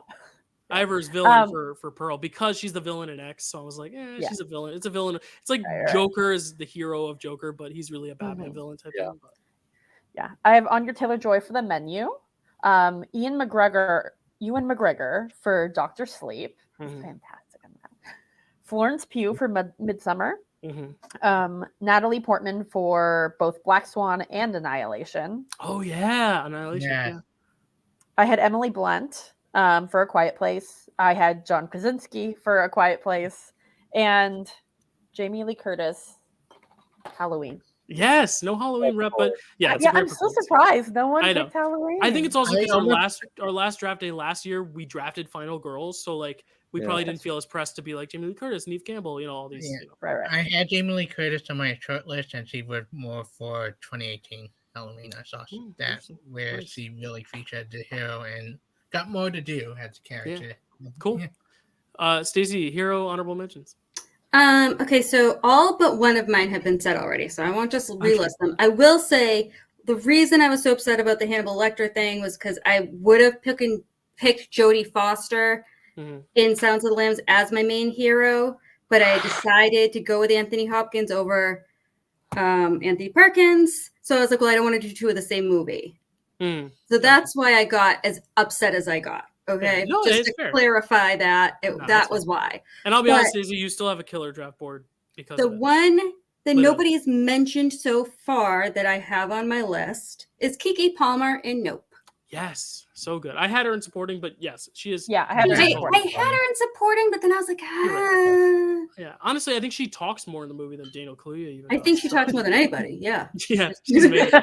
I can't believe they didn't nominate her. All right, Spiderweb. I just realized I kind of understand what that means now because web, spiders, string webs. I just thought it was like, oh, pick a spooky first name. Now I sang it out loud. I'm like, wow. The Chad and the Spider's Web. What do you got for hero? Well, I mean, I only usually write down 5 for each category because I'm normally guaranteed one at least. I mean, yeah, this draft maybe not, but yeah, you usually are. Yeah, if you can switch category. Right. But here I wrote down 5. Toni Collette was chosen. I chose Bruce Campbell. I also wrote down Sigourney Weaver as Ripley, Neve Campbell as Sydney, and Heather Langenkamp as Nancy Thompson. Nice, yes. Okay, so now we're going to go on to our creature honorable mentions. Chris, I'll start with you, and then we'll go clockwise. I couldn't find the forever portrayed physically, but demonstrated for the Descent. Nice. Yeah. Doug Jones, the one I was debating, but I know you guys might have either way, was Shape of Water. Yeah, that too. And there's the Fawn. Yeah, that to me my favorite Doug Jones performance and monster. Like, that's stuff here and there. Like, I don't have a lot of creatures, like because it's hard to find. Like, yeah, creatures is pretty shallow. Yeah. No worries. That's good honorable mentions. Carly, any creature honorable mentions? I have a lot. Yeah. I knew this category would be up your alley. Yeah. Yes. So I'm probably mispronouncing this. Wahab Chaudhry. He voiced Black Phillip in The Witch. Nice. I love that voice so much. It's like both sexy and menacing, which is perfect for essentially the devil. Sexy. I had the creepy woman at the end of Wreck was actually played by a man, Javier Botet. That thing scares me more than anything. She terrifies me. Nothing scares me more than that scene. I need to see that. I was debating that because, like, is it more of a monster or is it a woman? Yeah. I cannot watch that scene alone. I can't. I always make my brother come in and watch it with me because it freaks me. I haven't seen this one. Cool. You need to see it. So good. Number 4. This one might have been vetoed. Megan Fox as Jennifer from Jennifer's Body. She's my number 4 as well. Is she? Yeah. That was. She's fantastic. If she's not human, it counts. Yeah, she's not human. And my honorable mentions: the mother from Barbarian. Yes. Something about tall, thin women like that are just hiding in the dark just gets this fear center in my brain. The Babadook. She took Chad's number 1 pick out. She took Bill Skarsgård out. Yeah. I have the Babadook, Candyman, the creature from Sweetheart, which I don't think many people have seen, but I really like that. The creature from Hatching. This was technically not able to be picked, but I still want to mention it. The bear from Annihilation. Yeah, there's no actor, but it's a scary creature for sure. If I had time to rewatch Mad God, I might have tried to pick something from Mad God because I love Mad God. Yeah, would you just pick Phil Tippett? I guess I guess there was a voice actor, but yeah, so good. Oh, sorry. And 2 more that technically couldn't be picked, but I want to throw them out anyway. The Entity from It Follows, and the slugs. They're making a sequel. I love the little slugs from Slither, and I was so sad I couldn't pick Slither because I love Slither. But they gave great performances though, so I love that. Great creatures. Stacey, any other creature performances you want to highlight? So yeah, my 3rd pick, which I would have been very happy to end up with, was Tony Todd in Candyman. Yes. My 4th was also Megan Fox in Jennifer's Body, which is funny. I didn't even think of that. That's a great pick. I also have the mother from Barbarian. I also have Doug Jones from The Shape of Water. I have Ryan Reynolds as Mr. Whiskers, the Scottish evil cat in The Voices. Okay. Voices the cat as well as many other things. and it's not. I was stretching. It's not really horror, but Arnold Vosloo is Imhotep in The Mummy. Mm-hmm. Yeah, great. Chad, any creature honorable mentions? Yeah, I was having trouble finding who the actor was, but I believe it was like done with practical effects. The Crooked Man in The Conjuring 2. I don't know if there's a legit actor for that though, Gotcha. but the legit actor for another clown performance was David Howard Thornton as Art the Clown from Terrifier 2. Oh. It's like a brilliant, like silent Yeah. performance. So kind of like my Bruce Campbell pick a little bit there. Nice. Cool. So the only other creatures that haven't been mentioned yet that I didn't know if Chucky was a creature. He's a doll. Like, so I had Brad Dourif, but I don't know where to classify him. So I didn't bring him up. He's a monster. Yeah, he's a monster. Yeah. I would count it. Yeah. I also have Boris Karloff for Frankenstein, obviously the classic, the OG. I have Andy Serkis as King Kong in the remake. I think he gives such a great performance in that. And then Michael Keaton as Beetlejuice is a classic. So that was another one I thought of. Oh yeah. All right. Any other supporting characters? Carly, we're starting with you for this one. I have my whole list pretty much. Great. Mila Kunis in Black Swan. On my list. She's so hot in that movie. Jesus Christ. Okay. Justin Long in Barbarian, just because his presence in that movie just changes it so much in the best ways. I had Keke Palmer, as we mentioned before. I had Millicent Simmons for A Quiet Place. Yeah, that's her name. I couldn't remember. Yeah, because she's not a creepy kid. So this would have been where you put her. Yeah. Yes. She's great. Yeah. Tom Hiddleston for Crimson Peak, because he does really good job playing that romantic lead. Barbara Hershey also from Black Swan. I had her in Villain, but yes, that's great. Yeah. And I might be mispronouncing this. Kylie, I can't read my own handwriting. Curran, I think. She plays Abra in Dr. Slate. She's really good too. She's great in it. Nice. Stacy, any supporting performances left on yours? Oh yes. I have Janet Leigh in Psycho. Yeah. Drew Barrymore in Scream. Both fill a very similar role. Yep. Ted Levine in Silence of the Lambs as Buffalo Bill. I had 3 Silence of the Lambs picks and didn't end up with any, which is crazy to me because it's like my favorite ever. And Steve Ewan in Nope. Yes. Oh my God, he's so good. Spiderweb, what do you got supporting? I have a lot that I don't have, and I wish I did on my board.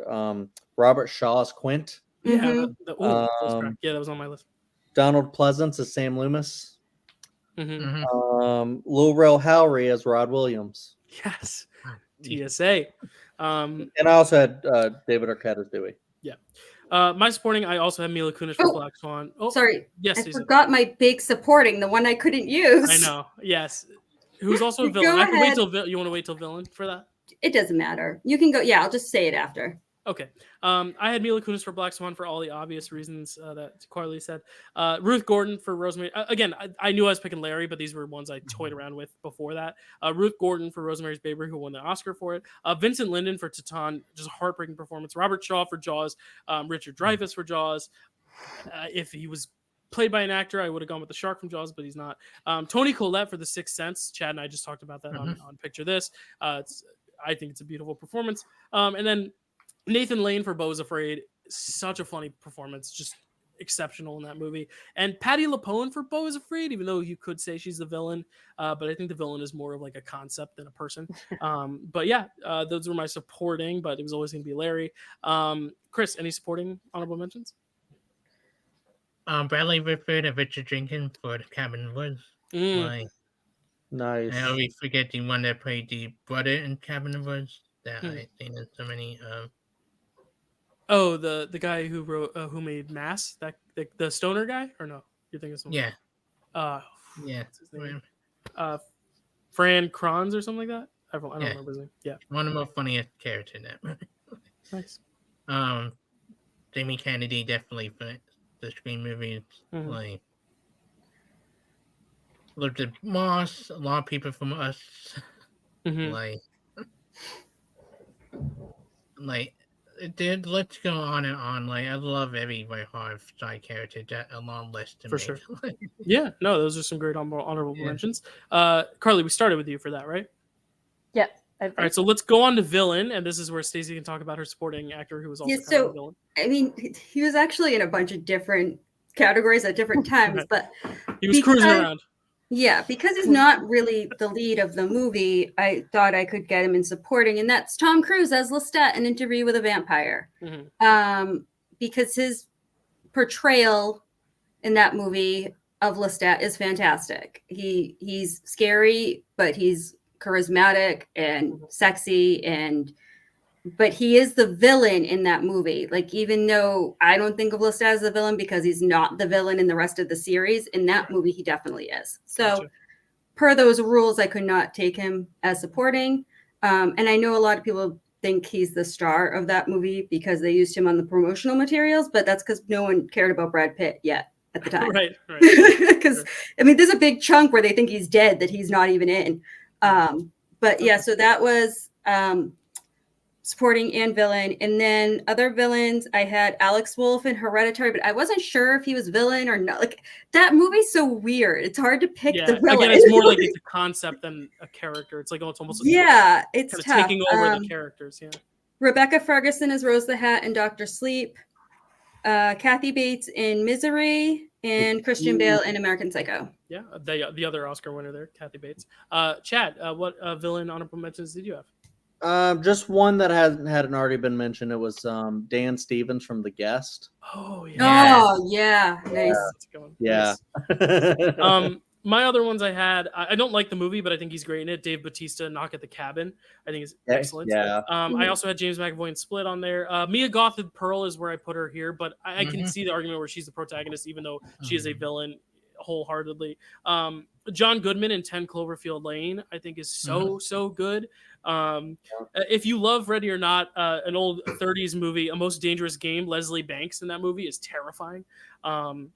Vincent Cassel in Black Swan and Barbara Hershey in Black Swan, her mother and her dance instructor, both villains in that movie. And then an unconventional one, because I don't think many people really realize that this is horror, but it very much is a slasher film. Arnold Schwarzenegger in The Terminator. The other movies are action films after that, but the first movie, that is a slasher film. He is hunting her down. She is the final girl. And that's my case. We can debate it later. But Arnold Schwarzenegger for The Terminator is also on my list. Even though I think his performance in Terminator 2 is better, that's why I didn't pick him. Chris, any honorable mentions for villains? Piper Laurie, rest in peace for Carrie. Like, dude. Kathy Bates in Misery. We get animation because I mentioned here. Because he made this on Iconic, and when I rewatched it last week, Ken Page at Oogie Boogie, and I Boogie, yeah. Like, that is like one of the best villains, like, just on like. There you go. But Mia Goth and Pearl and S, like, she played the old lady in S too. Like, trying to Colin Farrell for Fight Night. Yes, Colin Farrell. Cool. I forgot to mention David Tennant in my favorite side character because I love him. Nice. Well, like, cool. I need to see that too. All right, Carly, any villain honorable mentions? Yes, I have a few. Kathy Bates, Misery. I'm shocked no one took that one. Yeah. That was my number 2. Megan from Megan. See, that's who I thought you were going with when you were about to pick Christina Ricci. I texted you. I was like, I thought you were going to go Megan. You toyed at the idea of, is it eligible to me earlier? Yeah, and you know I love me some Megan. I know you do. Nick Castle for Michael Myers in the original Halloween movie. He's terrifying. The other mother from Coraline is horrifying. Oh, I forgot about that. So creepy. Such a good pick. I would have stood up and applauded you because that's so inspired. I didn't think of that. I picked Chucky, as well as The Bride of Chucky. I've never seen a Bride of Chucky movie, but I like her vibes, so I put her on my honorable mention. I like her vibes. Cool. All right, and then no, I have more. You got more. Sorry. Yes, sorry. Jigsaw from Saw. Ethan Hawke from The Black Phone. I thought him on there. Yeah, he's really good. And that's it. Cool. And now we'll round it out with some creepy kids. Chad, you have a kid who's not creepy, but who are your creepy kids on the list? He's adorable. He's the best. He stole that frame wreck, by the way. He's the cutest thing in the world. Go ahead. Yeah. So I have, of course, Danny Lloyd as Danny Torrance. I have Will Sandon as little Michael Myers. And then I have Miko Hughes as Gage Creed from Pet Sematary. Cool. I also had Danny Lloyd. I put Kirsten Dunst in Interview with the Vampire, but then I was like, she's not really creepy. Not creepy. She's just in a creepy film. She's excellent in the movie because I thought of that too. Yeah, but because all the time. Yeah, because she's a kid, I put her in that category, but I wasn't going to draft her because I had 5 above her. But Heather O'Rourke for Poltergeist is so creepy. It's so good. Rest in peace. Alex Vincent in Child's Play. And then very recently, Woody Norman in Cobweb gives an all-time great child performance in that movie. So, see that. Chris, any kids left to mention? Definitely the 2 kids from Us. A little creepy. Yeah. Especially when they played the other counterpoint. Like, I don't like the movie, but